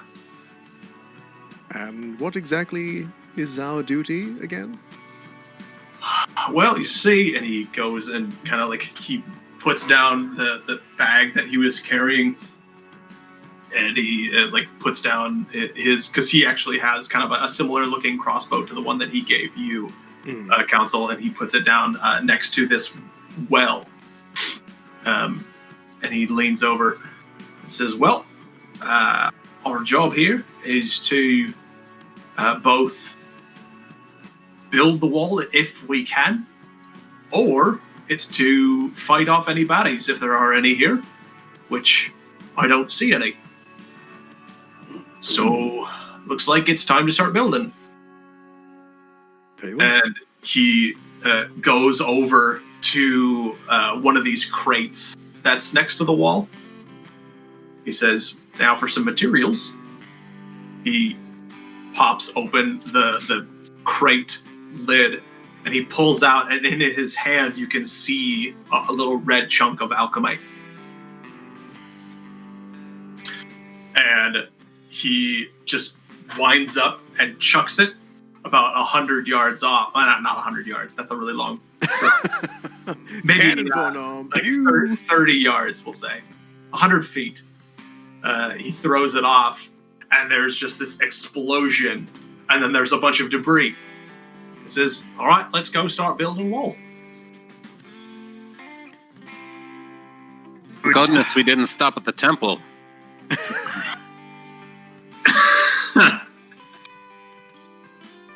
Would it be helpful if I look out for enemies on top of wall? It would slow the wall progress, but it would keep us safer. I will do whichever. Well, Or Captain Revan's companion could do it.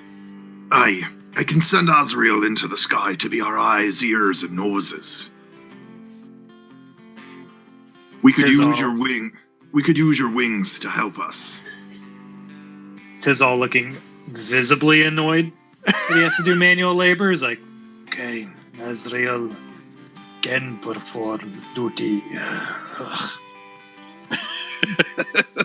I have confidence in you, friend, that you are able to do a bit of manual labor, especially if your life may depend on it. No, Gestures to the collar. Oh, yes. I never doubted my ability to build a wall. No, nor I, friend, nor I. Now let's get to work. Yes, work. Great. Spencer, how tall is this wall? The wall is somewhere between 15 and 20 feet high. Okay. And these chunks would take several hours to get even, a few feet tall, right? Yeah. Okay. Council is going to grab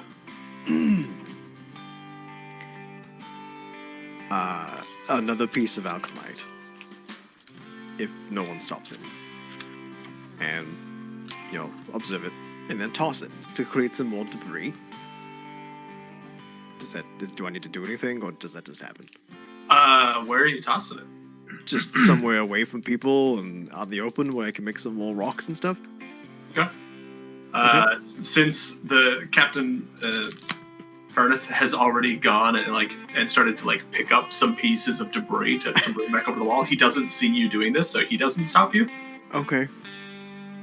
But if you're going to be chucking it and throwing it, it's before I do this, is there a lot of debris that from this one explosion? It's left a sizable crater. Okay, so never mind. I don't do that. Okay. I start moving the debris, in piles, and as people start moving things, I would like to use an ability to build a section of the wall. Okay. I'll type it to you. Is it what I think it is? Yes, I assume so. Oh, okay. proficient in wall building, huh? Mm-hmm. Sure. So what would you like to make? Well, I'm going to use the nearby stones and whatever people put down nearby, and Council is going to kind of kneel in front of this, and he's going to put his hands out on his legs and just stare at the wall, and do the thing. What does it look like to us? Just you sitting there with your hands on your legs? Spencer can describe it better than Okay. So you watch as he kind of crouches down and extends his arms out, and this piece of material that is kind of sitting there in front of him, you watch as it begins to almost liquefy, and then he is able to mold it into something more of a physical wall than pieces of loose rock that are sitting on top of one another. And after he's done, you see that he has created effectively a 5 foot by 5 foot section of wall. Takes about 10 minutes. Mm. Then he's gonna Felix get is watching intently. up. He's going to get up. He puts a hand on the wall and lowers his head, just standing silently for a couple seconds, and then starts manually piling rocks. Does that work on metal? He pauses and turns his mask to Felix. It works on all materials. How complex of shapes can you make? Nothing that would require an artisan. Pillars, arches, simple homes. Nothing like this. And he pulls up his crossbow. It's good to know. You make things liquid, then make wall.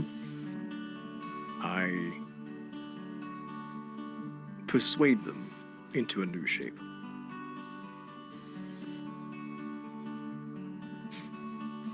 It's a good way to say it.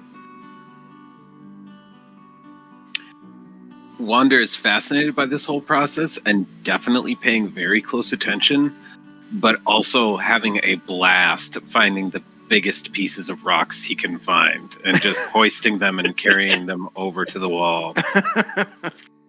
This is full tilt Ents attack Saruman type stuff.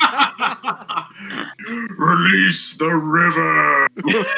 He just starts chucking the rocks at the wall instead of placing. This bearded man in white robes appears, looking panicked. No, not my wall. Everybody make me a perception check with disadvantage.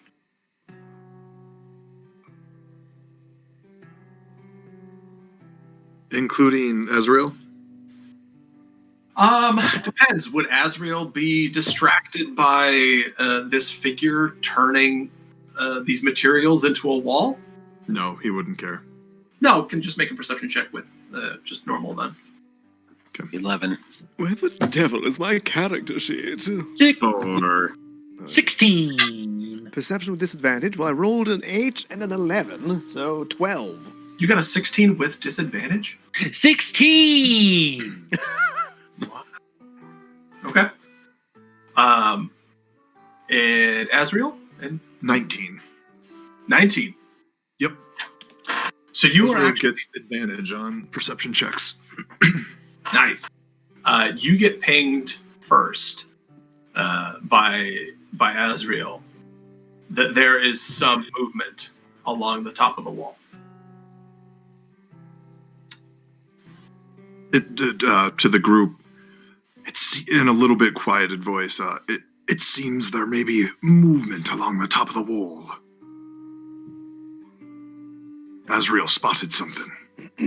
Council immediately unhooks his shield from his back, raises it, and rests his crossbow on top of it, and aims at the top of the wall.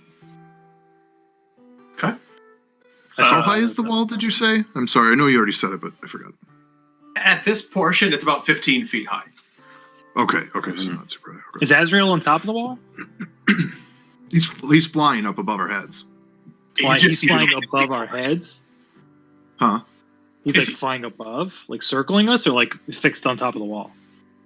I pictured probably just a combination of both. Flying around a bit, maybe perching for a second, flying around a bit, perching for a second.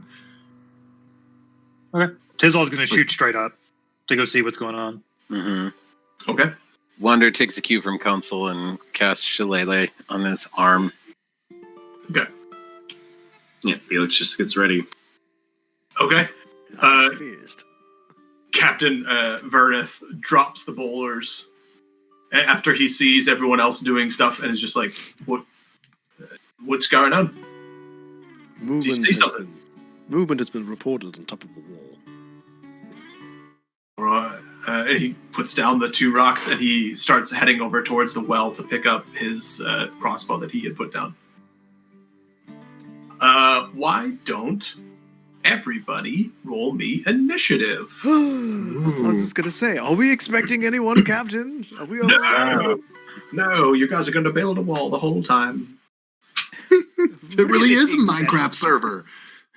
This is a good Christian Minecraft server. Oh my goodness, look, we have all faces. Wait, who the heck is that? Is that Felix? Captain Verneth? This is Captain Verneth. It's a little gremlin. That is Yeah. not what I imagined. Not at all what I imagined either. I imagine some Gaston-looking guy. Yes, it's exactly what I was picturing. Imagine kind of Gaston, but with a beard, mustache, wearing like Crocodile Dundee attire. He's wearing a leather vest, leather That's hat. amazing. Nothing under the leather vest, very hairy chested, but also like just big burly man. Beefy With- Dundee. Yeah, with like cut off jorts and combat boots. Felix looks like a propaganda picture of me.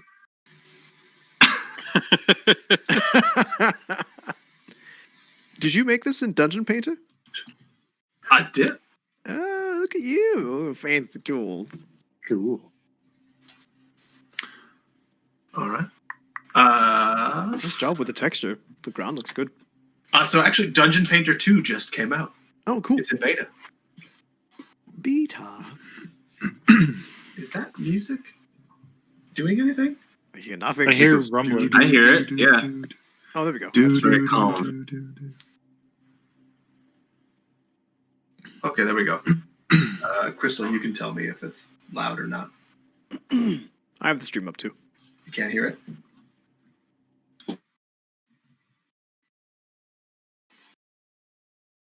Yes, it is very quiet. Since turned off. Yeah.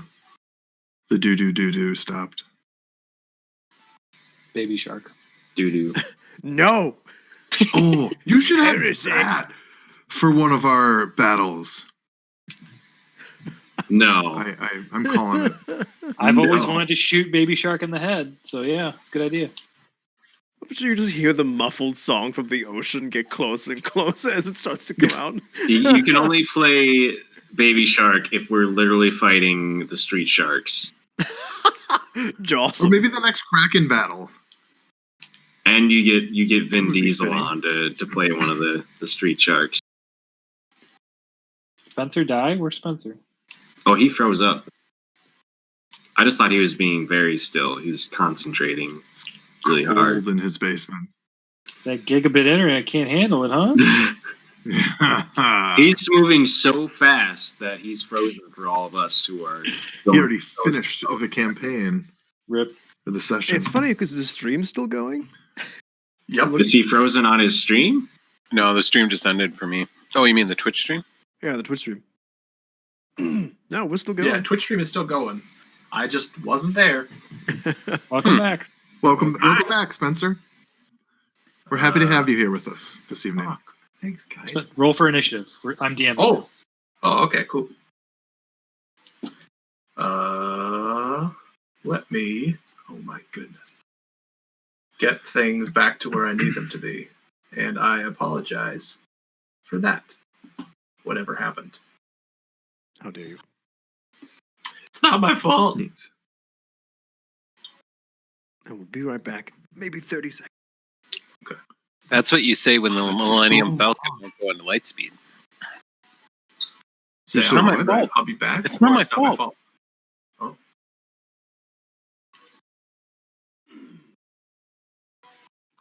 Okay. I saw butt kicking. Butt kicking, name taking tunes. Sweet. That's a good playlist name. Why isn't it stopping? Is that your familiar, Luca?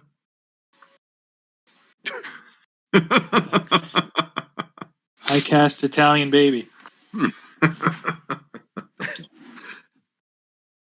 What are Italian baby's stats? Proficient in meatball. no. Disadvantage is having a calm temper. Understandable. All right. Adds their proficiency bonus to hair growth rolls. The hairiest of babies. She's basically like she's a werebaby, essentially. Like the twin brothers in the Guinness Book of World Records. You know what I'm talking about? Yeah. This music is awesome. Tis. Need to watch my own stream. There we go. Just so you know, I have the volume of the stream on mine because it was a little loud. But All right. I'm also Yeah. Not At one, on Twitch. and Crystal is listening right behind me. I can't She- hear it. You can't hear it at all. WT there it what? is.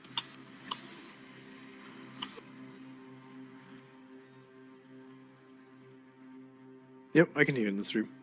I'll turn it up just slightly. Oops. There we go.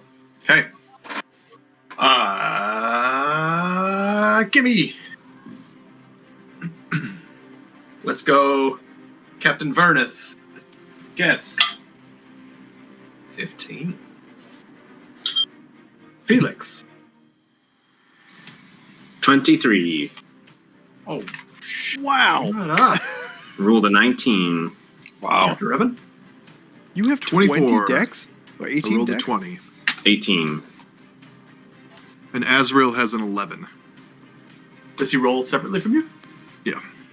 Oh. You guys have very high decks. Dang. Wander, how about you?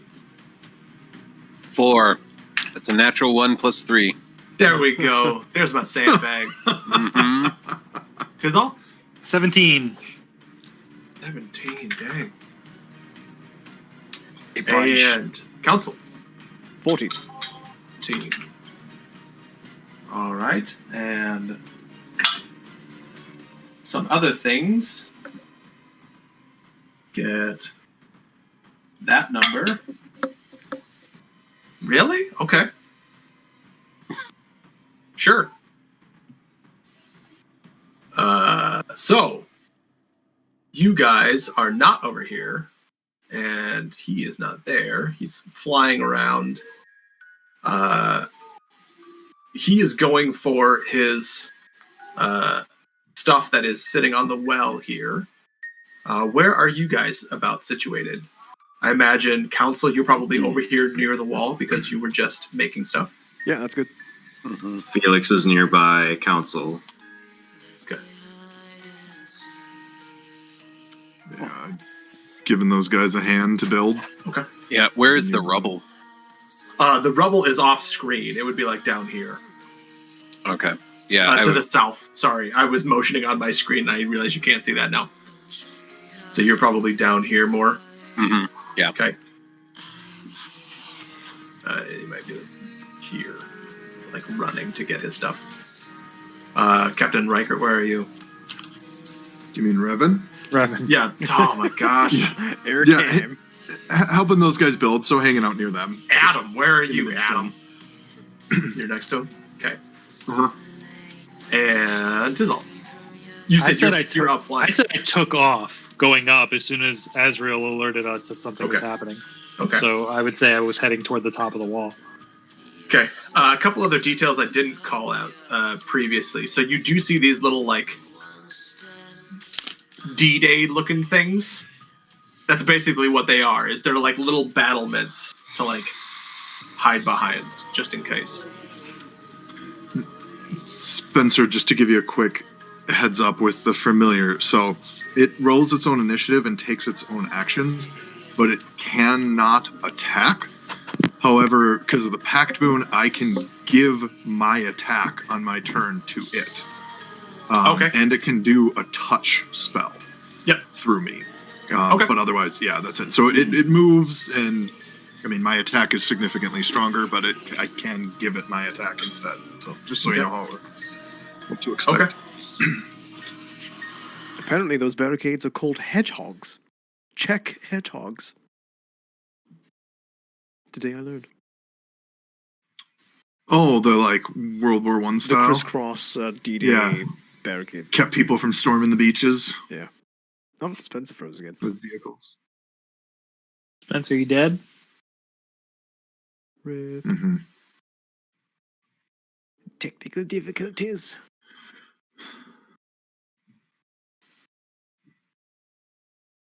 Maybe he needs a super sweet router to go with his super sweet internet speeds. I don't think it's his internet. No. No, you'd be lagging if it was. And the stream's still going, so I don't think it's that. Hmm. Might be Something with his uh, computer. OBS, yeah, the thing he's streaming with. Who knows? I'm excited for this combat. Maybe I'll Mhm. actually get to fight this time. I'll take this opportunity to go to the bathroom real quick. No. Definitely going to use my first action to steer the island in a very sharp corner. Turn. Oh no. So it's a good thing you're staying near Wander. Oh, or Wander's not near you now, so you might No. sink. That's fine. I do not know what's going on, and that's unfortunate. Sorry. Weird. I- We're all having fun here. No, we're not. Doesn't matter. You're not having fun, and it's all my fault. I am. No, you don't lie, Adam. You know where liars go? Iowa. His name is Captain.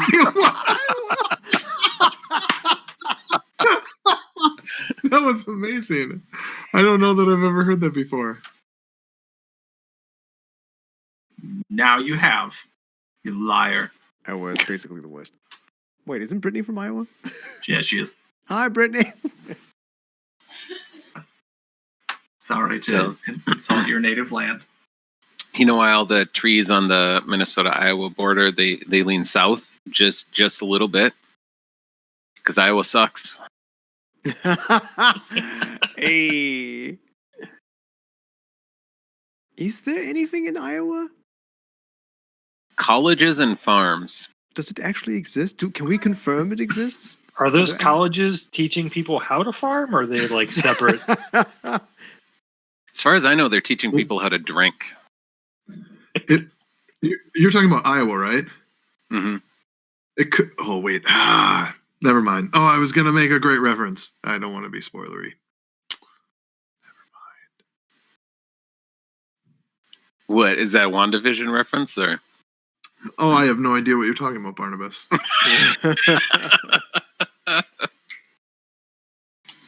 No idea whatsoever. And of course, we're watching the show, and my son wanders in, and he's like, "Oh, is this the show where?" And then gives a broad description of the entire story arc of the show thus What? far. And I'm like, Did you beat him with a pillow? You go stand in the cold for an hour. seriously? Kara and I are waiting for all the episodes to come out before we watch it. That's how we do shows. I want to binge. Yep, binge. None of this waiting a week I- off the cliffhanger. What is this? The 50s? I wish. Hey, there he What? is. Oh. I wish Alright. Disney didn't do the week after week and did it all at once, but I get why they do it because it keeps people subscribed longer. You It's don't sign working, up for yeah. 1 month and then drop off. All right. We're going to try and go forward without any music. Seems to be whenever I try to have music going, it crashes. So that seems to be causing significant problems. I don't know why Spotify hates me. I blame Luca. You could just do like a cappella. Yeah, just sing to it. Is that helpful? Wow.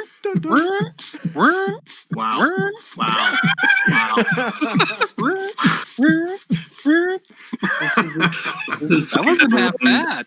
It's like that one strong bad. It's a strong band episode. Yeah. Yeah. Strong man. That's what I was doing. Burp, burp. The system is down. The system.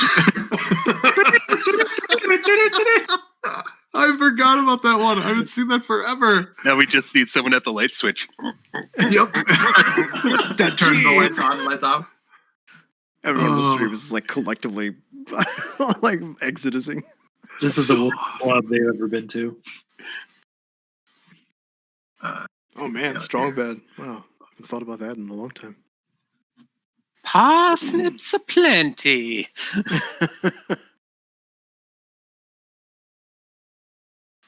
Did one of them pop out of the well? Ew. That's not fair. Spoiler alerts. Yes. Oh, One's does that mean they also pop in out the of house. toilets? Wait. Nope, in nope, the nope. house? I don't know that there's toilets in this world, Luca. Are there toilets in this world, Spencer? Spencer, we need a ruling. I imagine this is pre-toilet. There are chamber pots. Suddenly, butt trident. Just No one measures history in like a PT scale. post Never toilet. mind. I don't even want to. I'll just stop. PT and Just be 80. quiet. Did you Oops, know there not was an 74. occupation called gong farmer? People used to, the guys that used to, well, not guys, but people used to go around and collect the stuff from toilets in people's houses because there was no sewage system, but there were toilets. And they were just kind of big buckets. Spencer, we see your turn order stuff in case you don't know that. No, you're supposed to. Okay. Yeah, you're supposed to see the turn order so that you know who's coming up and who's going. Everybody got Who's on deck? What's on first? So, No, who's first up is Captain Revan. You get the little ping from your buddy in the sky. Everybody starts getting ready, and Jason Verneth heads towards the well to grab his stuff. And suddenly there are a number of these creatures that you can see like peering up over the wall. Like some of them have spears and like javelins. Others of them have kind of the similar crossbows to what you have, Council. And What? they are ready to go. Oh, on the stream, you have to tune in. That is correct. Yeah. Oh my gosh. I'm so flustered after having my computer just randomly turn off like 4 times. That's fine. I know. Oh, it's been turning off. Yeah, it's just been straight up like. Ooh. All right, let's do it. Yikes. Go. The little thing just to the right of me is a baddie, right? The little thing to you? No, that's Sorry, the Council. guy, the creature. That's Council. Oh, is it? Okay, I'm sorry. How It's dare you? small. It's hard to see the pictures. I'm old. Punch him. Attack him! Get him! Okay, so I am going to do a little something like I'm going to cast Armor of Agathis Good call.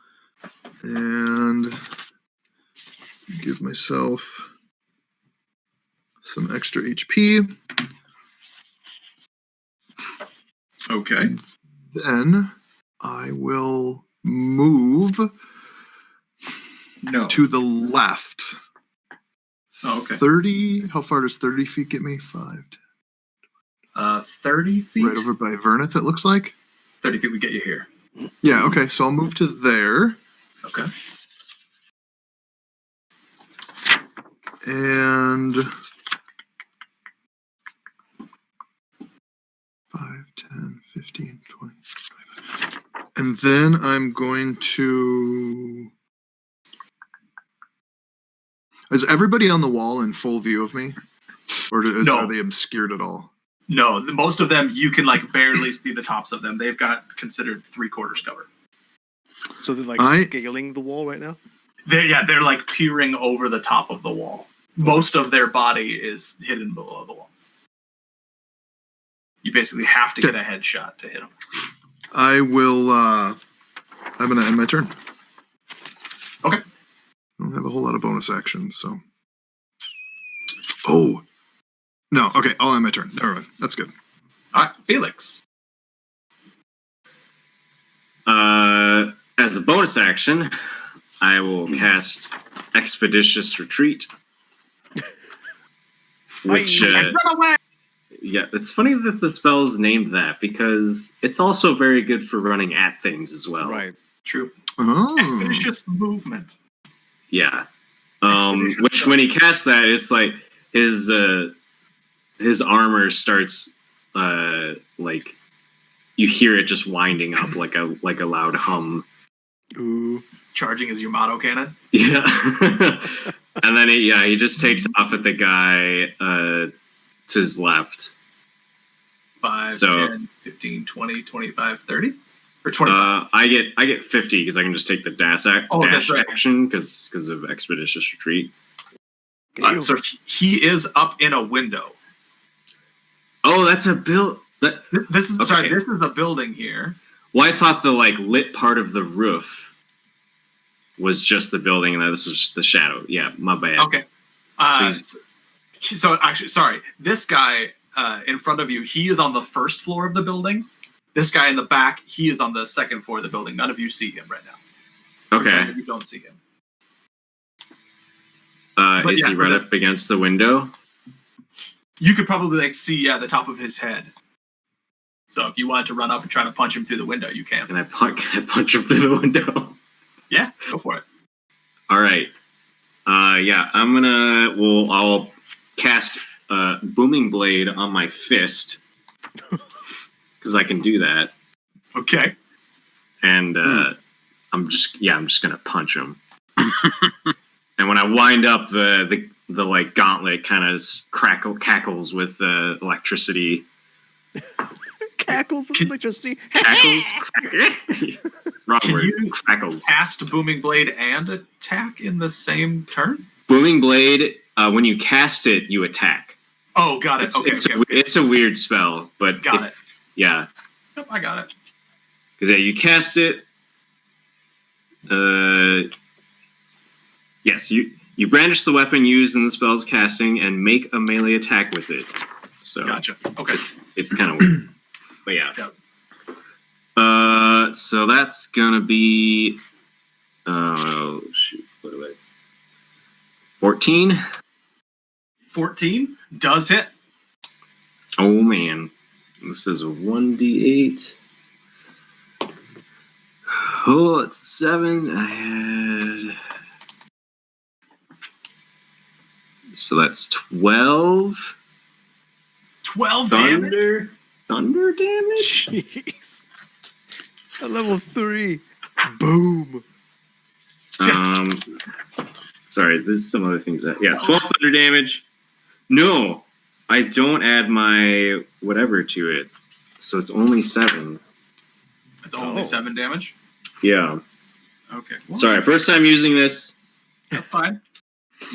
You guys just watch as this little suit of armor just charges, tanking forward, runs up to the window. You see the very top of the head of this thing, and he just whack-a-moles it.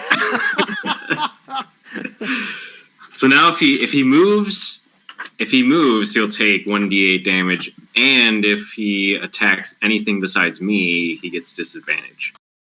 Oof. Okay. Good thing he's got his eye on you then. Yeah. All right, Tizal, you are up in the air. What you doing? Sorry, is it my turn? Yeah, it's you. It's you. Okay, so real quick. Earlier when I said I flew up, I wanted to say I was flying toward the wall. Okay. So I guess how far from the wall would I be to get to the top? I mean, so you're flying at the top of the wall, basically.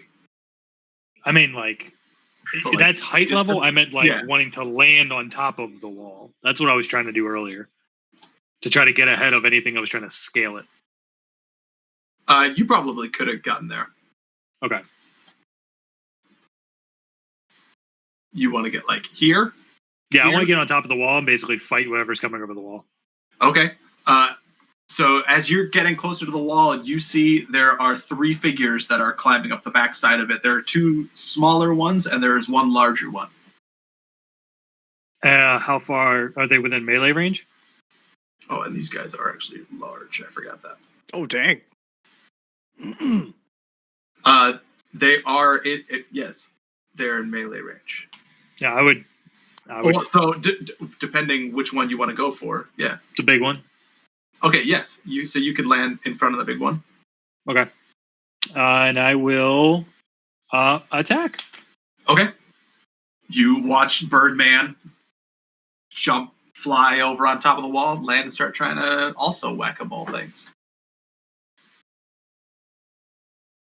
Sorry. That's fine. Okay, yep. All right, so I'm going to make a regular attack. Natural 20. Oh, good start. I don't believe you. I swear. Good thing We you don't need have one of dice those cams. rusty crossbows. It's true. Oh yeah. My rusty hollow bird arm breaks. Yeah. You punch so hard you break your wrist. All right, so it's going to be a D4 plus my dex. Ooh, 3.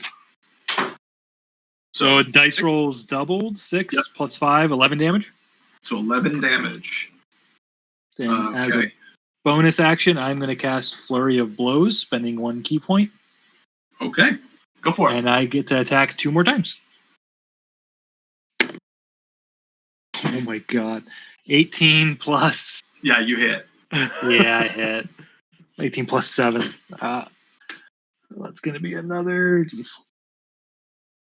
It's another 8 damage. Another 8 damage. All right. Yep. All right. And then a 17. That also hits. All right. And it's going to be 6 damage. 6 damage. All right. You land on top of the wall and just bam, bam, bam. 1, 2, 3 punch this thing in the face. It's definitely seeing stars, but it's still standing. And it's Cool. real angry at you now. Dope. Quick thing. Drunken Technique allows me to. I basically gain the benefit of disengage action at the end of my flurry of blows, and my walking speed increases by 10 feet. So I'm going to beeline away from this thing and Off the wall? Yeah, off the wall. You like drunken tumble, but totally in control off the wall. 10 feet? My walking distance gets to increase by 10 feet. So Oh, I gotcha. So you were here. if I can fly back down, I will, and then start moving back down, like away from them, the 3 of them, knowing I'm outnumbered. I'm going to say no for this. Okay. Because it's drunken stumbling is what it's supposed to be. So your walking speed. Okay, that's fine. I would still want to disengage and move away from him. Probably move like to the other side of the wall, like straight north. Straight north? Yeah. Okay. So yeah, you drop off the wall and then start making your way this way. Okay, so you are allowing me to get off the wall? Well, I thought you were saying I was if you stuck took on like the a wall. 5-foot step back, you'd fall off the wall. Will I take damage? Yeah. Oh, no, I don't want to do that. I would want to like disengage then and just run up the wall. If I can't fly after doing this, then I would just want to run like straight up. I think they'd get the tax opportunity, wouldn't they? No, I took a disengage action. If you took Or I get disengage. And the That other 2 I don't means- think are on top of the wall. Oh, well, that's So they're peeking up on top of the wall. Would they get a tax of opportunity? Are you trying to like run down along the wall, or are you trying to run on Yes. the top of the wall? What do you mean run along the wall, like getting off the wall? Yeah, get off the wall, run along the bottom of it. Versus You said I running along can't. the top. You said I can't fly down, right? I would take damage if I jumped off the wall. Yeah, but you're like, don't you have dope monk stuff that makes it so you take less fall damage? Not immediately. Dope Not at monk this- stuff. not Not at this 3. level, I don't think. Slow fall comes at like level 5 or something. Yeah, it's like level 5. Oh, I gotcha. Okay. Yeah, It's up to you. I'd say you could probably get down from the wall if you. Okay. that's fine. If I can get down, I'd want to move like at least 10 feet away from the wall. Basically, to try like to entice them to kind of chase after me. Okay, and then what's your walking speed then with the additional 10 feet? My walking speed is 30, I think we said. If you split the movement bonus, yeah. Yeah, you'd be so at I would 40 want to feet. go. I would want to go east, no west. Straight west? Probably only like 20 feet. I wouldn't even take my full movement just to get like a little bit away from them Okay. and just kind of get ready for them to come down. Okay. Can Sorry, that was you confusing. can you have 5 damage to the thing I punched? Because I can add my modifier to it. Oh, okay. It's not. Sure. It's not very clear. It's like in 2 parts, 2 different Okay. paragraphs. Okay. Yep. Got it. All right. Is that all, Tizal? Yep. Tizal? Tis all. Tis all. All right. Captain Verneth is going to take his full movement to almost get to his bag. And he's going to get up there and then see this thing poking out of the water. But he's going to have spent his whole turn just getting to his stuff. Oh dear. That's him. So does he have his crossbow? Like, did he get it? Or His was it- crossbow is at the well. Yeah, so he gets to it and basically picks it up, and he's going to Okay. be ready to go next turn. So, Council. All right. So is this bit of water by me the ocean and not like a river like it looks like? This is the ocean. Okay. And I can't see anyone at the top of this wall, correct? Because I'm down Yeah, at there from with where this you standing. are, like right next to the wall, you probably wouldn't be able to see them. Okay.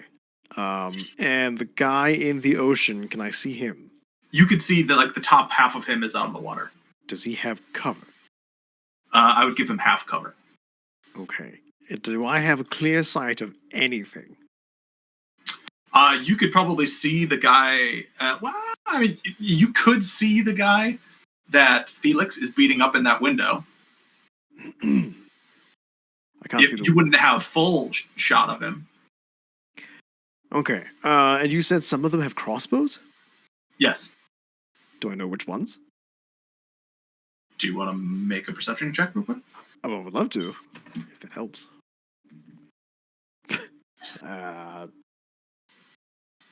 Back to my first page. Perception. 4. 12. 12. You can see that these 2 lady non and this male non all have crossbows. Could you hold left click on the male non? Oh shoot, sorry. Yeah, this one, and then the 2 that are on the 2 lady non that are on the wall. So all 3 wall people have crossbows. Correct. Okay. Will I get cover if I go behind one of these barricades? Yes, you'd get half cover. Okay. I'm going to move behind the closest barricade to get cover from the people on the wall, the dude in the ocean. Okay. And So I'll just put you there. yeah. And then I will... I'm using the rusted crossbow, by the way. Okay. And then, can I hold my action to when something becomes clearly visible? Yeah, sure. Okay, I'll do that. He's basically just going to aim, and the first thing that is not in cover, I'm going to shoot. Okay. Got it. And that's your turn?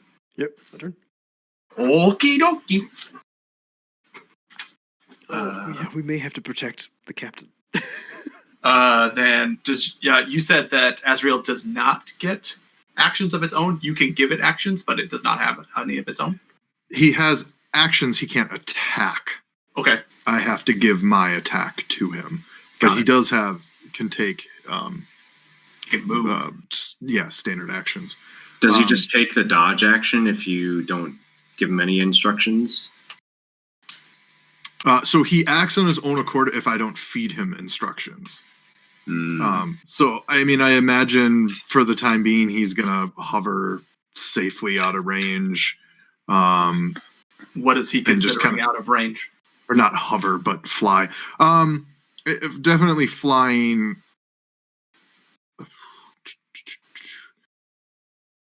I'm going to just tell him to, well, shoot.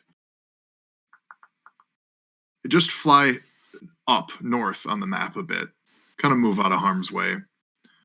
It's like all the way to the top. Sure. Yeah, we'll just keep him up there for now. Okay. So he just flew like 25 feet northward. Yeah, and he'll just hang out there for now. Okay. That all? Yeah. All right. All of their turns, because believe it or not, I rolled 7s. Lots of 7s. First,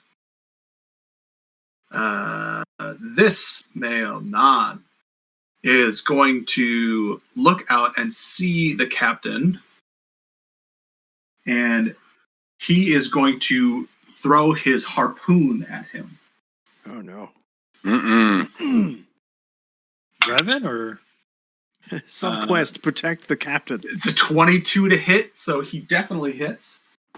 No, the NPC. 2d6 plus 4. Jeez. All right.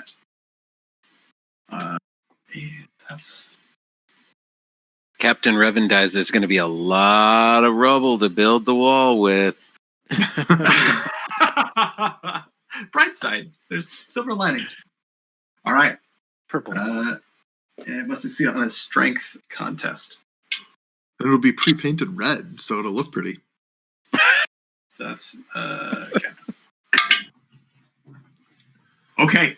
So you see as this larger marrow up here on the second floor whips his javelin down at Captain Verneth, whose back is turned, and he just spears him through with this like nasty looking harpoon that's connected by a cord of some kind. Oh no. The marrow yanks on it as hard as he can, but the captain instinctively grabs onto the lip of the well, and he's unable to pull him back, and the captain is just screaming, hanging onto this well as he's impaled by this harpoon. No. Yeah, nasty. Next one. He is going to pop over the wall, which will give Council an attack on him. It's this gentleman here. Is he not in cover? He'll still have cover, some cover. Are you going for once he is fully visible? Yeah, the first fully visible enemy. Oh, okay. So never mind. Okay. He is going to pop a shot using his crossbow at Tizzle. Do you have deflect arrows? Let me know if he hits. That is an 8. Nope. He misses. And he takes his other action to reload and duck behind the wall. You have 2 actions? Jeez. Well, they have multi-attack. This one, he's going to be attacking Felix. He's first going to try and bite Felix. You know, because why not? Probably going to break a tooth. 21. That hits. All right. Wow. He finds a gap in the armor, and he does. Oh no! I just threw that in the garbage. Now I threw it on the ground. That's what fish people are. The garbage. That's going to do 10 points of piercing damage as he finds a gap in the bone armor and just chomps down on you. Jeez. And then he is going to try and attack you with his claws as well.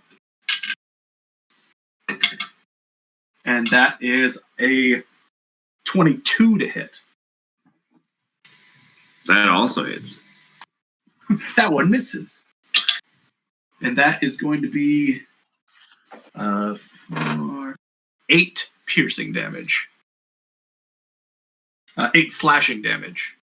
As he is going to then, with his like gnarly, long finger claws, just rake them across your armor and basically find a couple more openings along your rib cage. And so while he is still behind this wall, he has reached out and has latched onto you and is just starting to poke you to death. This field test is not going as according to plan. This was the easy one. This lady here, poking up out of the well, since she is in melee with the captain, she is actually just going to use her spear to try and hit him. This is going well. She does miss, though. So even though he is pinned down by this javelin, screaming, flailing, in his flailing, he somehow dodges her little spear that she's trying to stab him with. And that is her turn. So the javelin is still like stuck in him with the rope attached to Correct. the non in the building. Okay. Yeah. So the non upper deck of the window, or the upper floor of the building, he no longer has his javelin. It is now stuck in somebody else.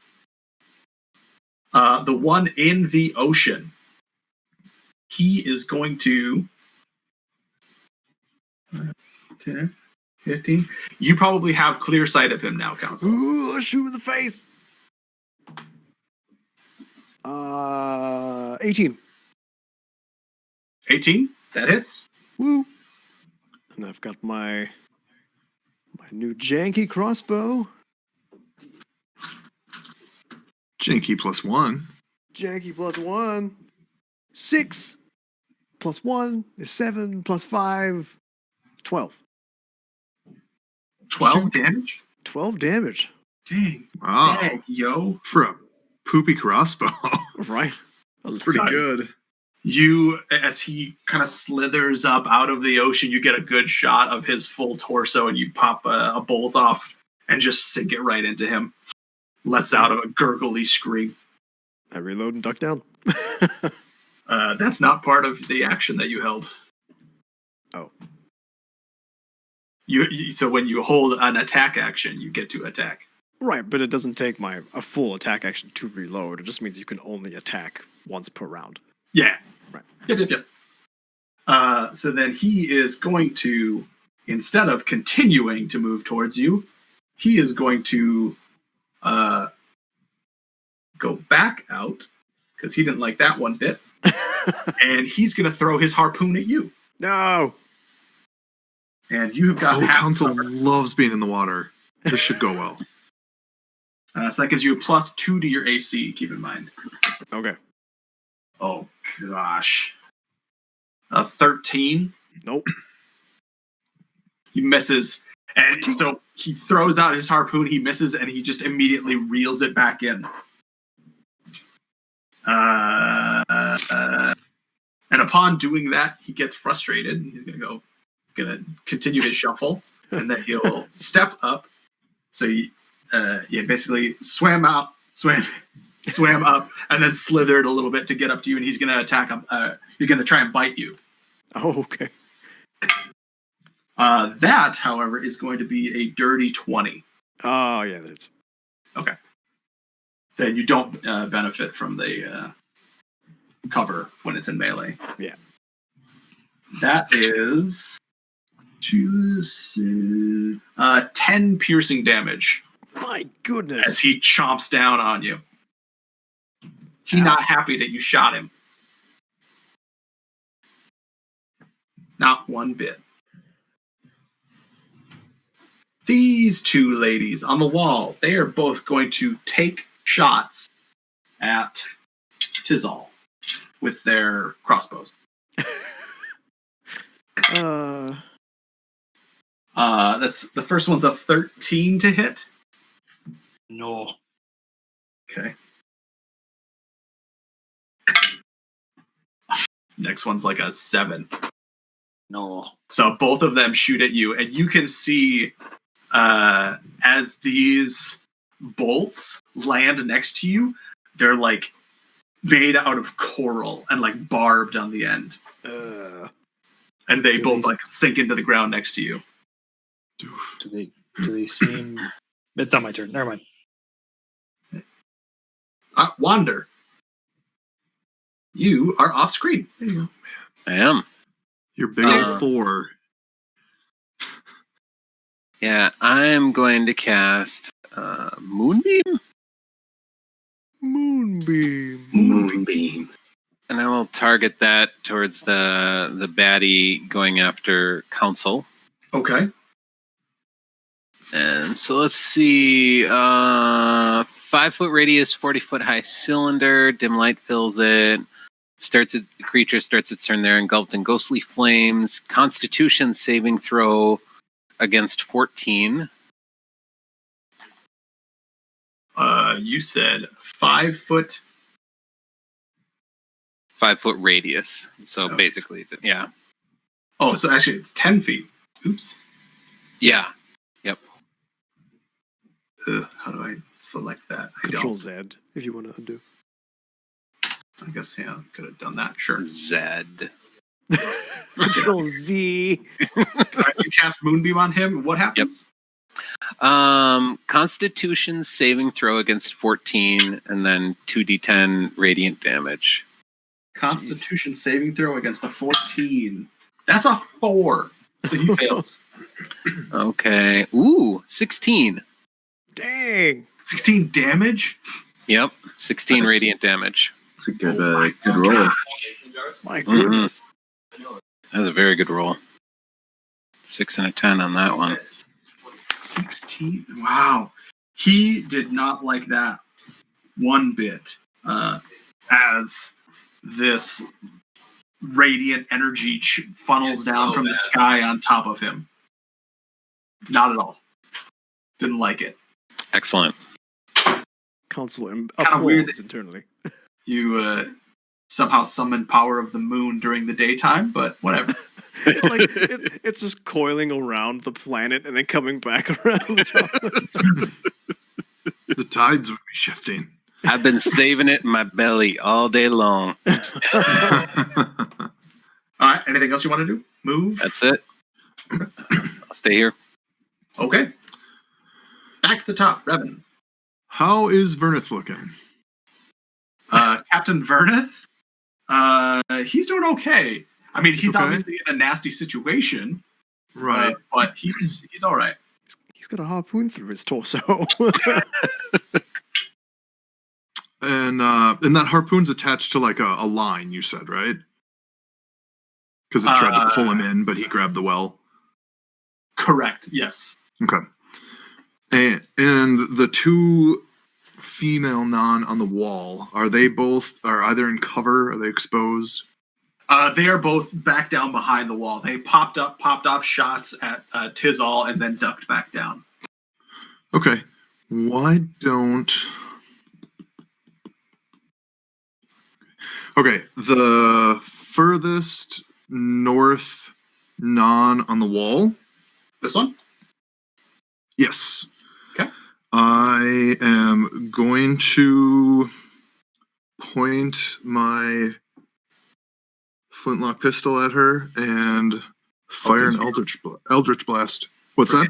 Distance is like forever. 600 feet is my distance. She has full cover. I thought you said. Okay. She I popped misunderstood. off, shot at Ignore. Tizal, and now has ducked back down. Okay, so both of them are in full cover. Yes. All three of them, no? Gotcha. Everything on the Sorry. walls in full cover, yeah. Yeah. Okay, I'm going to do this a little differently. Then to the guy on the roof who has Verneth, Okay. I am going to strike out with a thorn whip. Is he on the roof or on the second story? He's on the second story. He's not on the roof. Right. Oh. So who can Revan see right now? So you could see this guy. You could see him up through a window. There are windows on the side that you could see them through. How about the non in the well? Can I see that one? Her? Yeah. She probably have cover, not full cover, but yeah, you can see her. Okay, so ignore half and 3/4. Okay. Yeah. So I will make an Eldritch Blast attack at her then. Okay. So that Magic it's going to be a pistol. 14. 14 hits. Oh, sweet. So damage. Where's my tab? That is going to be 9 force damage. Jeez. Okay. Nice. Yeah, you just see barely like the top of this lady trying to stab Captain Verneth with a spear, and you just like shoot her in the side of the head, and you just watch this like blast of like purple eldritch energy bounce off of her skull. You can see how like part of her face is missing now. She's still standing. Sweet. Back into the Excellent. well. Gonna poison the drinking water, guys. No. And I'm going to take a few steps northwest. So let's go there, one more maybe, there, and then due north. That's 20. Well, Yeah, we'll stop right there. Okay, 25. No, let's just do the 20. Do the 20. All right. Okay. Yep, yeah, and I will end my turn there. All right. Felix, playing carnival games with the head of a male non. I'm going to do Booming Blade again. All right. It's like when he casts Booming Blade, he just kind of like pounds his fists together. Because before he was using the tuning fork thing, but now he's just in the armor. Resonance. And then he punches him. Go for it. That's a better He doesn't roll. make a save, right? You hit him. I have to hit him with an attack. Right. Yeah, So it's a 19. That Yeah. hits.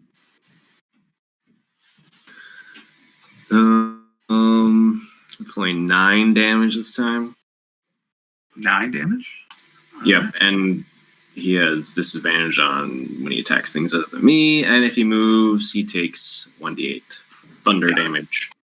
All of this is thunder damage. Okay. So I just... and then for a bonus action, I'm going to use... What is it called? My armor will put up a little defensive field. So it's like a little blue glowy thing, faintly around the armor. I get temporary hit points equal to my level in Artificer. So I get 3 temporary hit points. Nice. So tanky. Amazing. Invincible. No level combat, man. Invincible until you get hit. All right. Is that all?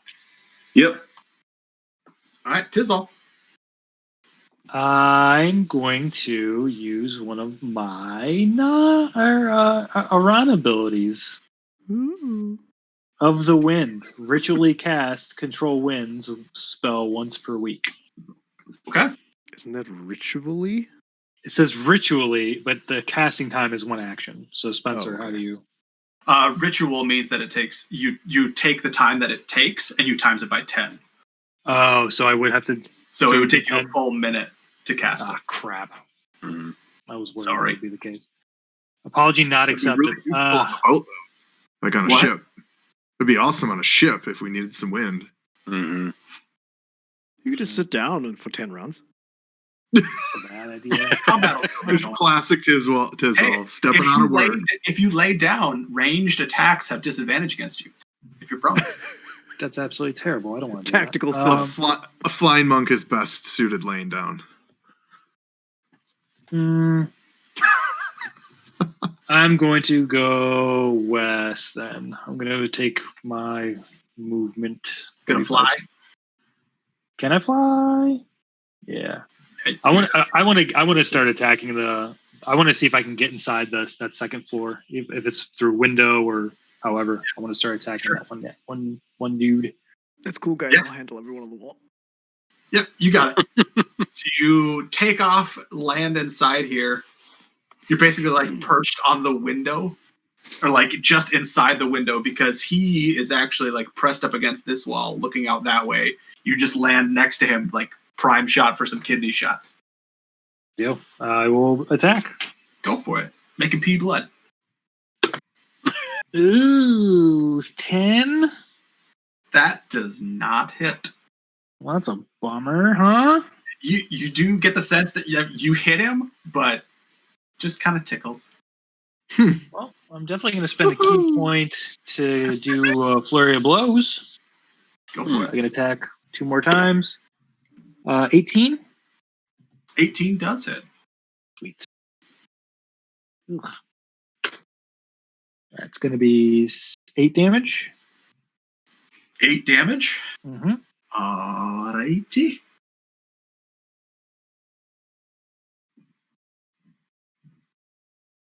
Oh, but 12. 12 Mm-hmm. does not hit.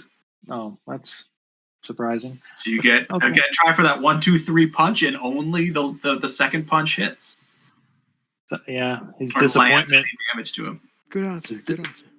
His disappointment about Family Feud. he was Good answer. distracted by his immense disappointment. Cool. I'm inside the house. You said, right? Yeah. Okay. You I can would drunk and move. stumble out the window if you want. Yeah, sure. Right, because Let's do you took your fury blows. Yes. So I get a disengage action and Flurry so of blows. Flurry. Alex. I'm Furry. used, I to can see fury, you shaking your I'm head. used to Fury of Blows from when you put jars. Fury of blows. well, since I'm a bird, I'm a furry of blows. Yeah, drunken stumble out of the window. Okay. And then you're going anywhere? Do you get movement? I get additional 10 feet of movement, but I'll say if I'm falling out of the window, like I use most of my fly speed to get there, right? Yeah, you moved. Yeah, you went like 45 feet to get there. Right. And then I get 10 additional feet of walking movement with this. Oh, okay. So I Yeah, you could guess probably take like a 5 foot out of the window and like 5 feet back if you wanted to. right. Yeah, that's kind of what I was thinking. Sure. All right. Kind of like a cartoon. Tizzle disappears in the building. You hear some just like, emerges and flops out. Everything about him is cartoony.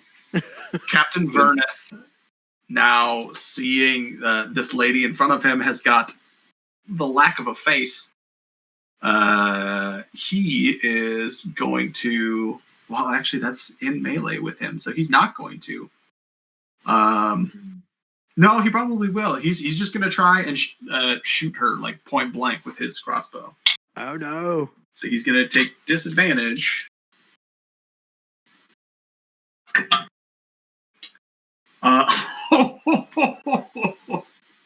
It's a natural 20 and a 19. Oh, wow. sweet. So he just like, her face is like half melted off. He just sticks the crossbow in the place where like the face is gone and just like drops both in there, and their body just slumps down into the well. No, the water. Awesome. Wow. Mental note, don't drink from the well afterwards. Tastes fishy. Yeah. You all make me sad. Copper fish sticks. Yeah, and that's gonna be his action. He's gonna reload. And then he is going to she's dead. Boop, boop. Oh, not that one. Listen, she dead.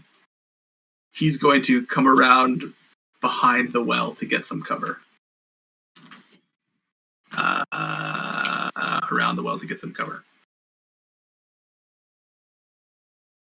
Actually, well, yeah, that's fine. Is the second floor non, since he was attacked, still gripping the harpoon rope? He is. Okay. Yeah. But there's enough of slack in it that he could at least move around there. I was just curious if Verneth was still in danger of being dragged. He might be. Okay. It is your turn, Council. All right, bonus action, second wind. 1d10 plus my level in HP. Go. 5 plus 3, so I get 8 hit points. Go for it. You've earned it. You can have it. Council kind of grits his teeth under his mask and flexes a bit, plants his feet. All right, and I'm going to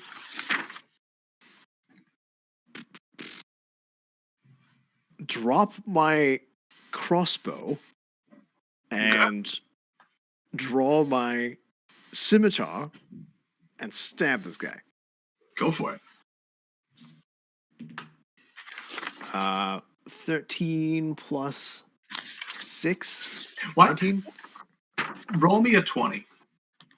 Oh, yeah, the crossbow. 18. Okay.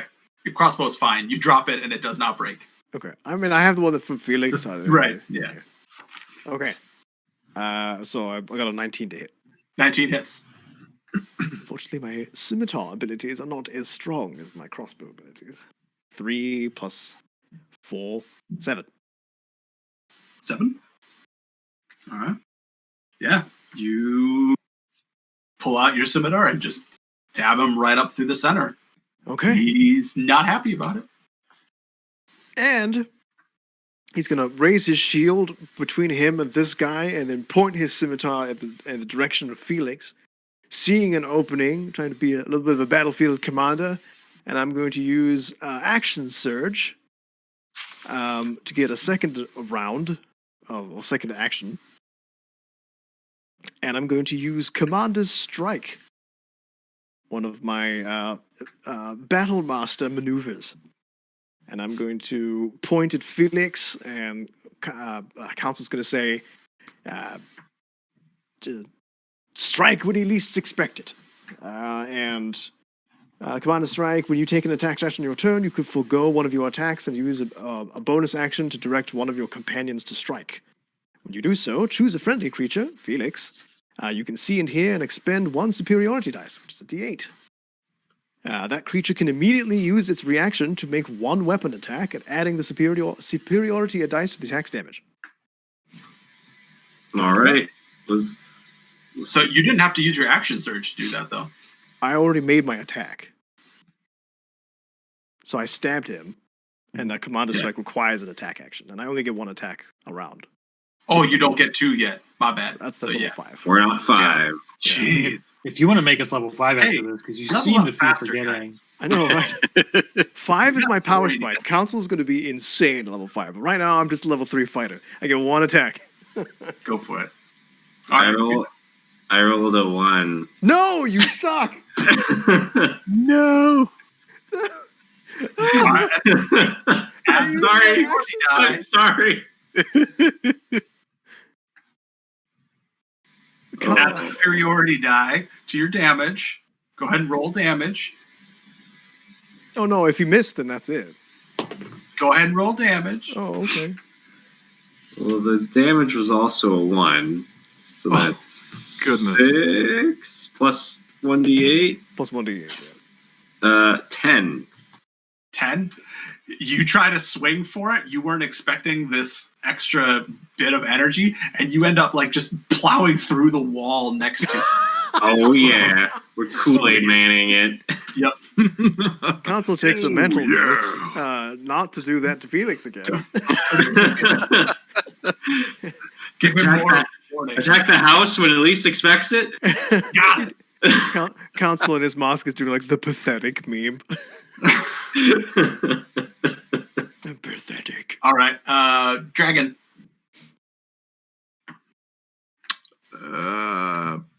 Hanging out. Staying up away Staying from right danger for now. Yeah. Okay. All right. This guy up here, he is going to try and pull Captain closer. So he's going to be that one. He's going to succeed. Oh, So you watch as Captain gets dragged 15, 20 feet closer to the window, out into the open. And then for his second attack, nobody's really near him. So instead, he's just going to kind of like crouch down behind the windows so nobody could get a ranged attack on him if they wanted to. That's going to be his turn. Disson, he's going to pop up. And he... Let's see here. That one.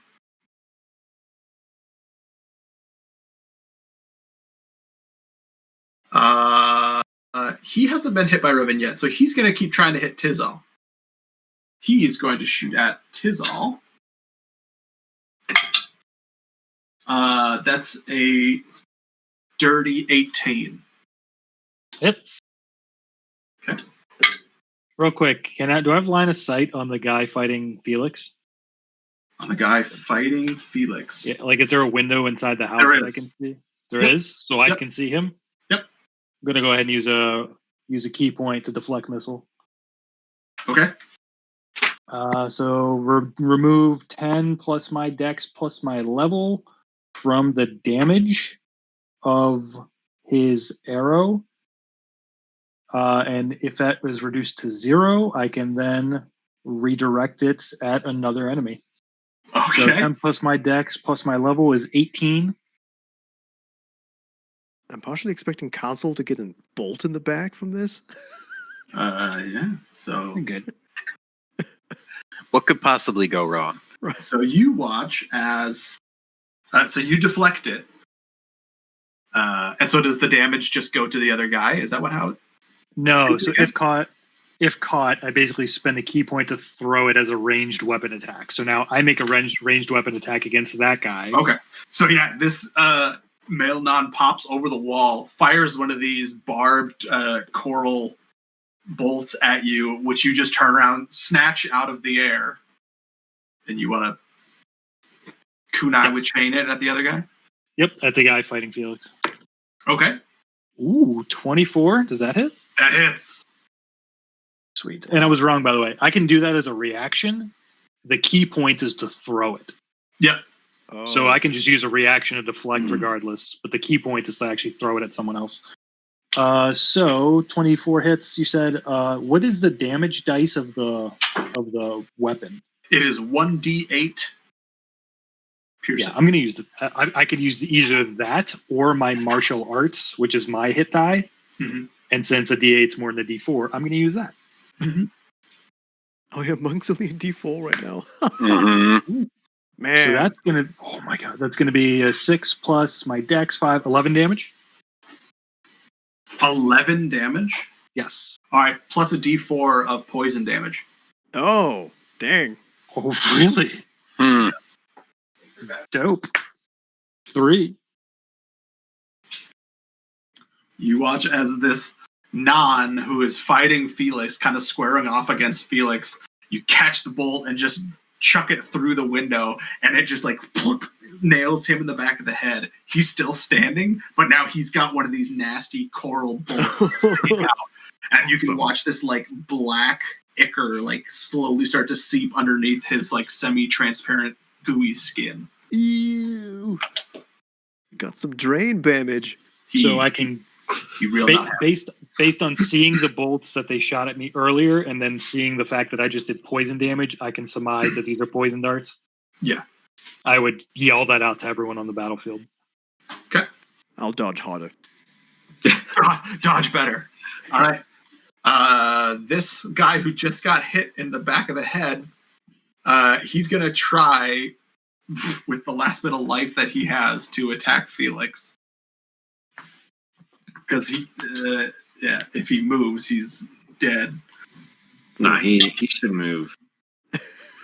That's a 24 to hit with his bite. Oh my gosh. Yeah. I'm rolling pretty good tonight. See, Yeah. That is 12 piercing damage. Holy he chomps crap. down. He is. Wait. Oh, wait. Sorry, is this one attacking Council? No, this one is attacking me. It's the Felix. Oh, because the moonbeam. It's the beginning of the turn. The moonbeam is another. It's when it's No. first. Yeah, that one hasn't gone Okay. again yet. Got it.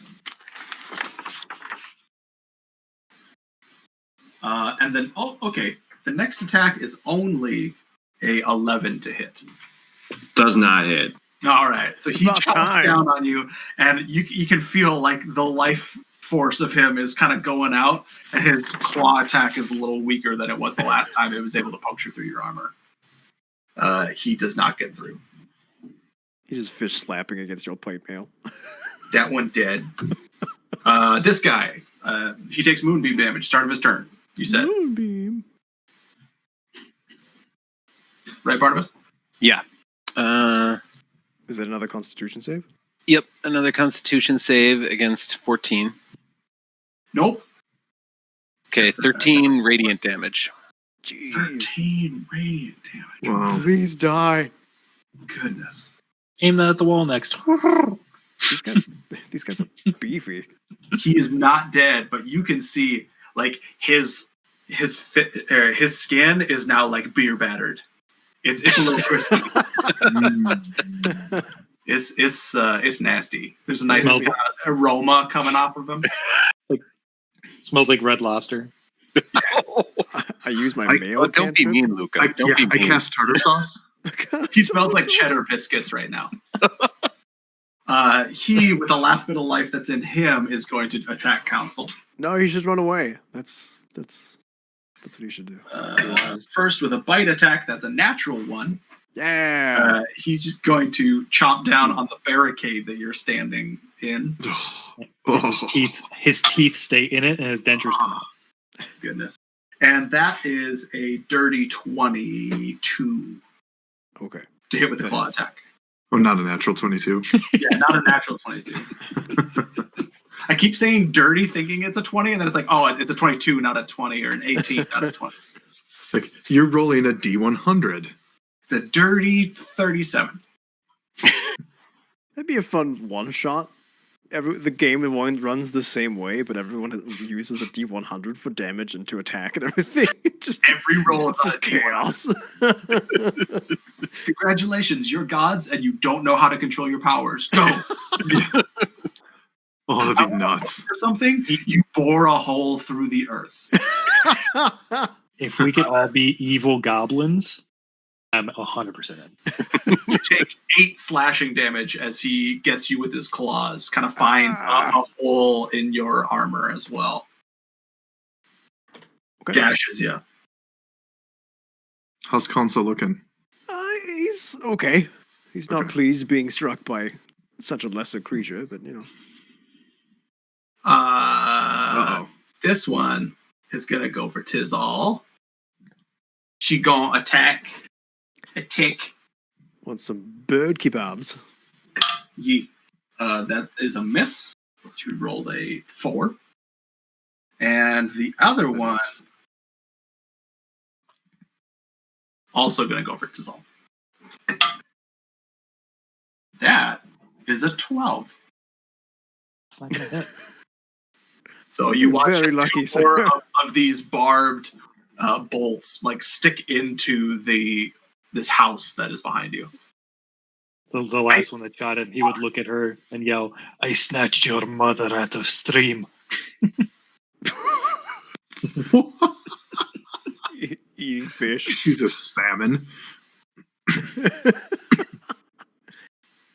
Go, Wander. Please. Save us from this. Okay. I, as an action, can move my moonbeam 60 feet. So I'm going to move it 60 feet to the north. 60 feet to the north? Mm-hmm. My goodness. Because I guess not that far. So I want to make sure Wander has been kind of looking at Council the whole time. So would he have a pretty good idea of where they are at the wall? The two that are right next to each other? You probably have an idea of where they are. Seeing them kind of like pop up, shoot at Tizal, and duck back down, kind of behind where Council is. Yeah. Almost a direct line. Yep. Then I'll move the moonbeam to get at the two of them. Okay. I don't know how to move that moonbeam, so instead I'm just going to draw a new shape. It depends what layer it's on. I drew it on this layer. Oh, clear drawings. Not images, yeah. All right. You should be able to just left click it. I can't though. No. Oh, all right. true. Yeah. Now I'm drawing squares. All right. You want to like get it on kind of both of them? That'd be lovely. All right. You move your moonbeam. You watch as carves a path through the newly created chunk of the wall. Yes. Picturing the Hammer of Dawn from Gears of War, just Exactly. Or the Protoss weapon. Oh yeah. Oh right. Yes. Carving its way through the Ooh. dirt. Con saves, and Con saves then for both of them. Yep. Oh, and the other thing, just are either of them shapeshifters? No. Okay, just checking. Yes, they are. The female non saves, the male non does not. Okay, it's 13 damage total, so 13 to one, half to the other. Okay, so she would take 6 damage. And 13 to the other one, you said? Mm-hmm. Jeepers. Okay. Yeah. You cooked some fish as well. They're both still standing, but they're not happy. You gonna stay there? I will, and sorry, how is council looking? Okay. Okay. How is Felix looking? He's doing fine. Wait, Okay. really? About 2/3 fine. He's got 3 temporary hit points. Yeah. His 3 temporary hit points, and he has resistance to piercing and bludgeoning damage. So Oh, I was the saying you taking like bites- 30 damage. How are you not Was he- down? Is the he bites, What class are you? artificer. It's The a tank? dwarn. It's a dwarn trait. Wow. I am susceptible to slashing damage, but only as susceptible as the average person. I will do That's very healing powerful. word as a bonus action, and that is, let's see. Oh, nice. So that's 8 hit points to council. Ooh, thank you. Wow, that's a beastly healing word. Thank you. Yeah, that was you rolled max damage on that, didn't you? Yeah, that was a 4 on the D4, and then my spellcasting modifier is 4, so that's about as good as it gets. Council feels great. I Neato. forgot how nice it is to be able to be healed by my party. All right, Captain Revin. All right, the dude who has Vernith speared, is he in partial cover or full cover? You said he had ducked down. He had ducked down. Because he is a large creature, you probably still have like just 3/4 cover, but you ignore that. Okay. Excellent. So I'm gonna do this again, and I'm gonna try this Thorn Whip. Does that also ignore 3/4 cover? So any spell that I roll an attack on, and I roll an Spell attack for sniper. this. Yeah. Okay. Yep. Exactly. Okay. So that I rolled a 19. So I'm Yes. assuming this is gonna hit. Yeah. It Okay. is. All right. So then.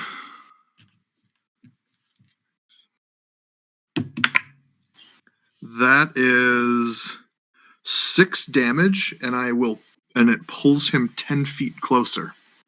So my hope is that is going to pull him right out of that dang window. He cannot fit through the window. Oh, So you could pull Oh. yourself 10 feet closer to him. well that doesn't that doesn't do anything. And you like pull him up against the window, and he like you. Yeah, he's too large. He's the large creature. This is a small window.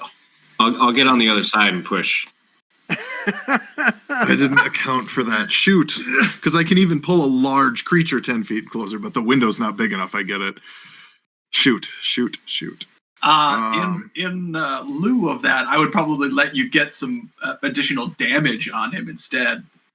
Basically, you're tugging on this like vine whip or whatever, thorn whip. Mhm. He's not able to get through the window, so the thorns dig in a little bit deeper. Roll a d4. Okay. That's a 3. All right, so he takes a little bit more damage. All right, sweet. If you're cool with that being a substitute. Absolutely, yeah, thanks. And then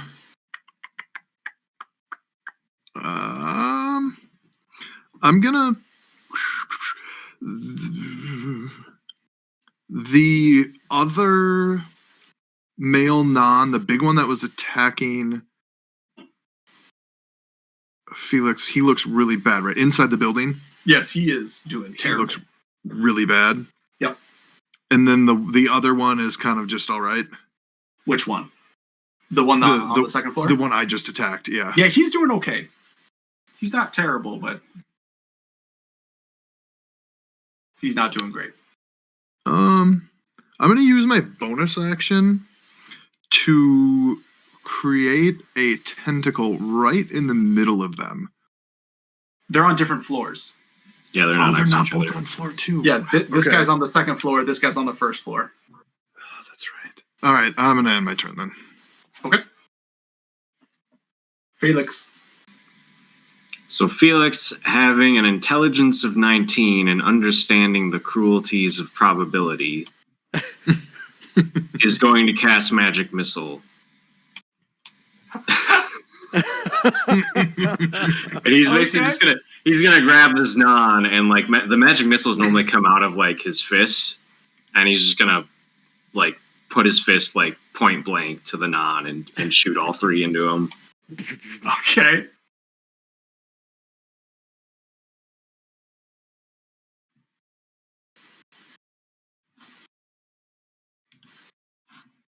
Wow, Goodness. I rolled 2 4s and a 2, so that's what 5, 5, and 3, so that's So 13 you rolled a damage. 4 first?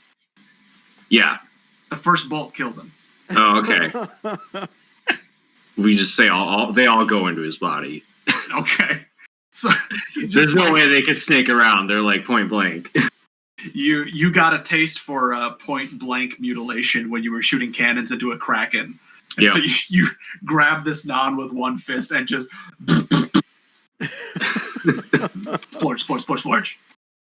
He dead. Yeah. Yay! The first big one. And then, unfortunately, like the very first damage I took in this combat broke my concentration on Expeditious Retreat. So I'm just gonna run 25 feet. Or wait, are there stairs that I can see in this building? Yes, there are stairs. Where are they nearby? They're on this side of the building, though. So, like, if the front door is here, and then the stairs go up here. We can't see your mouth. I can't see that. Oh no, I'm so sorry. Just ping where the stairs No are. big deal. Stairs are on the far side of the building, leading up behind the other male non. All right, I'm gonna run towards console. Okay, 25 feet. Yep, 25 feet, and then 20, 25. use a bonus action to put up my little barrier again. Okay. Give yourself a little healing juice. Yep. You got it. Tis all. So Revan pulled him once, so he's not covering the window, right? Or is he like is he still holding the non against the window, or did he pull him against the window once and now the guy's like freed up the window? He probably he's visible through the window. I'm saying, can I get in through the window still, or did like the large creature block the window when he got pulled into it? Because of the extra damage to it, not being able to pull him out, I'd say he is fully covering that window. Okay, so there is a second window here on the other side you could get through. So if I were to fly outside of the window in which he's stuck, would he be able to attack me? So here's my line of thinking. Go. If I fly up, can I attack him twice and then get a free disengage because he's stuck in the window? If you wouldn't get a free disengage, he would still get some kind of attack against you. Okay, that's fine. I want to fly up and attack him twice. Okay, go for it. Dirty 20. That hits. 6 damage. Okay. And then I'm going to use a bonus action to attack him again. It's a 17. 17 hits. That's going to be 7 damage. 7 damage. All right. Pop. You drop back down? Can I get... So you said he's blocking the window. That means I can't get in, right? Yeah. Okay. But he doesn't have his harpoon. So he doesn't get the most damage against you. Instead of dropping down, I'm actually going to fly to... I'll take the attack of opportunity. I want to fly to the roof. Okay. Sure. And then go prone after I get there. Okay. So you try to fly up to the roof. He's going to take a swipe at you as you're flying up and away. That is a 18 to hit. Hits. Okay. That is Put him up. Put him up. Put 'em up. 9 slashing damage. All right. Ouch. So as you are flying up in the way, you see this big arm just kind of like reach out and take a slash at you. Get you pretty good, but then you get up on the roof and you lay prone. Yes. All right. Is that your turn? Yep. Captain Verneth, being pulled by this guy, not being super happy, he's going to try and shoot him with his crossbow. That is a natural 20. Hey. And that is a minimal damage.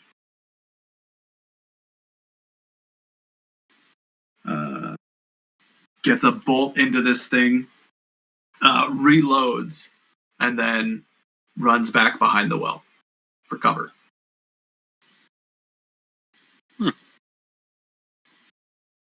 Council. I stab. Stabby. Go for it. 10 plus 6, 16. That hits. Woo. 5 plus 4, 9. He dead. Yeah. This Good old- large male non kind of slumps over on top of you and on top of the barricade that you're like stabbing him through. Mm. And just this big old fish body. Excellent. Just a heads up, I do have to get up at 5 tomorrow, but we can Yep. finish combat. Yeah. Don't know. So it looks like people have the guy in the building covered. I'm going to move to. This is a 15-foot tall wall. Yes. It'll probably take some effort to climb it. Since it's just like rubble, you can get a pretty good foothold up it. Okay. Yeah, I'll move right up against the wall, so things would have to come up and over to shoot down at me. Okay. I'm prepare to move up next turn. Okay. Raise my shield above my head. All right. Try to block out anything coming down. Dragon. Sorry, you did. The same thing. Kind of staying out of harm's way for now. Not doing much. Just Oh, we go. flying around back there. This guy, not really seeing much he could do. He is going to try and pull the captain again. Because he doesn't have his weapon. He threw it stupidly. And he is not able to pull him. He's not doing too well. This guy, he's going to pop over the wall. Doesn't see him anymore, so he's actually going to take a pot shot at Revan. Do you want to resolve the moonbeam damage on those two? Oh, jokers real quick? yeah. So that's Constitution against 14. I rolled 13 damage. Jeez. Oh, Yeah, they both fail, and they please both die. Yeah. Yeah. Thanks for that save, Barnabas. Well done, sir. Yeah, they both did. I've been rolling real well on those. Dang. All right. So he did. He did. This non, recognizing what has happened, she's going to slink off the wall and swim off into the ocean. Did you say she died? Chicken. Oh, sorry. Yes, she did. This one, recognizing what happened, she goes swim off. She gone. She has just taken off through the waves. So the only one standing is this guy in here, and he doesn't stand a chance, and we have to end. So, We can keep going. That's fine. We can finish. all right. Yes, if you wander, your turn then. Everybody is dead as far as you can see besides this large guy, which you probably don't have a real good shot on. Yeah, that I won't do anything. Okay. Well- Captain... Oh, I'm oh, Yeah, Go ahead. that's fine. Never mind. okay. Captain Revan. I'm gonna. This is gonna be fun. I'm gonna Misty Step, using as a bonus action into the building, but being more than I want to be just outside of melee range, so on the far side of that Can't dude. you only Misty Step somewhere you can see? Yeah. Yep. Yeah, you need to be able to have line of sight to the area. No, you can't see inside the building. So you could Misty Step in to like the bottom of the stairs. So you'd be in the building at the bottom of the stairs. Sure. And take movement. Go up. And then Well, you wouldn't even have to take movement. You could just see him at the top of the stairwell. Oh. Yeah. Well, I'll just for fun also use my movement to get to the top of the steps. Okay? But you want to stay out of melee. Yeah. Yep. And then I'm gonna. So you're not at the top of the steps. Okay, so near it, just yeah. I'm gonna point my pistol at him and fire an eldritch blast, Uh-huh. and that is gonna be 15 to hit. Hits. Oh, phew. And damage. Oops, that's the wrong die. This one. 9 force damage. 9 force damage. He is still Yep. standing. Ah, poopy. He's right there, but he's still standing. He's been looking out the window almost this entire time, just took a swipe at the Birdman, and then you pop in the building and shoot him, and it just kind of leaves this like goopy eldritch hole in his side. Sweet. Felix. Felix is gonna run 25 feet north. 15, 20, 25. And as he's going, he's gonna whatever like about 5-pound rock he sees, Oh, scoop it up, and Yes. and cast catapult at the. Yes. Go for it. So Plenty of rocks along the way. Scoop up one. don't roll a 1. You'll kill the Birdman.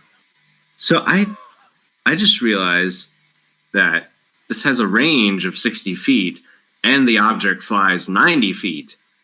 I can cast it on an object that's 60 feet away and send it flying 90 feet in a direction. Oh, Yeah, you don't even Mhm. have to be. You don't have to pick it up. Yeah. The spell. Oh, that's powerful. Anyway, well, dex saving throw. I was busy reading the spell. Oh, dex saving throw from him. Yeah. Oh, jeez. Against a what? Lower than a 3? He's got to be like 16 or something like that. Yeah, he did. Yeah, he missed. 8 plus. Oh, it's a proficiency 14. spell modifier. Yeah, he Yeah. failed. Yeah. So takes 3d8 bludgeoning damage. So that's You can't roll low enough for him to survive. I rolled an 8, and a 5, and a 7. That's pretty good. That's really powerful. Wow. you just. We need to carry a wagon of rocks. What does it look like when you just absolutely destroy this poor guy? You should have Right? done it with one of the Did red that see? alchemite. Oh, I forgot those were just sitting around. I'm on the roof. Please You should no. have done it with the red alchemite. Next time. Just a puff of feathers. There's Oh, There's it would have just- killed Revan too.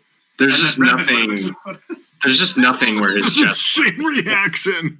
You just core the fish. So he gets shot from this eldritch pistol coming up the stairs, turns to look down the stairs, and then this 5-pound rock just barrels through the window up through his chest and like punctures out through the top, like the roof of this building. and he just slumps down the stairs and like starts cascading towards Revan. Everybody loves this link. Revan heartily laughs at this. Just ha ha ha. Constant Awesome. claps. My favorite part of that spell is it can be any object, and when it strikes, the object and what it strikes each take Yep. the bludgeoning damage. That's like the key part of what Oh, makes yeah. the spell awesome. Is you can get really creative. So can you throw a creature or catapult a creature? No, it has to be an object, which I think like Yeah. so 1 it's, to 5 it's pounds. probably defined somewhere that an object can't be a living thing.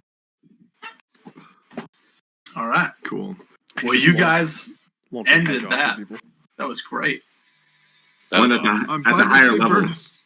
At the higher levels, the weight goes up. So I think it goes up to like 45 pounds if it's a 9th level catapult. Dang. Shooting bowling balls at people. Is that a grand piano inside the tavern? Could you imagine a chest that has a 9th level spell, sealing it shut, catapulting it into someone? This is how you create black holes. So you demolish the non that attacked you while you were attempting to continue building this wall. And after that, the captain kind of slinks up against the side of the well, just nods and says, "Yep, I think you guys will do nicely." I go help him remove the harpoon and try to heal Yeah, him. like as he's sitting down, you can see like he's like. Actually, he's smart enough to know to just push it the rest of the way through. Right. Can I? Does this harpoon seem like a weapon I could make use of if I took it? If you want a harpoon, sure. Is it 5 pounds? Oh, Good question. yeah. I'm gonna.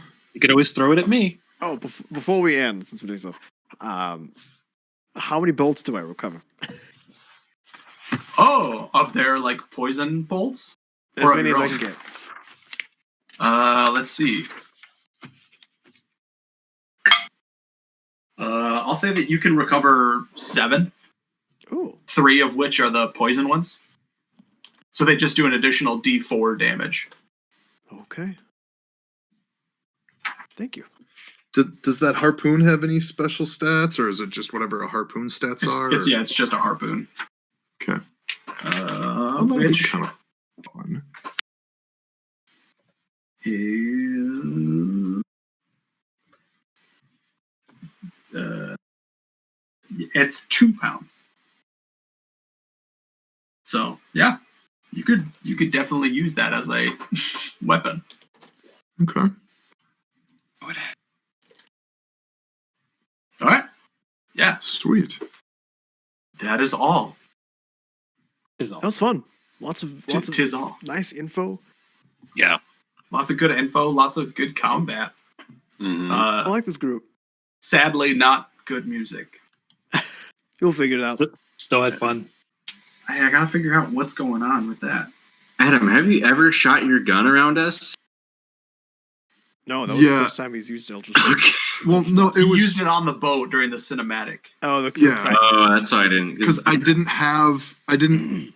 They had taken it, but then Spencer wrote it into the story that during this cinematic he was able to summon it, and so that was the first time he got his casting. What's the term? His casting object back.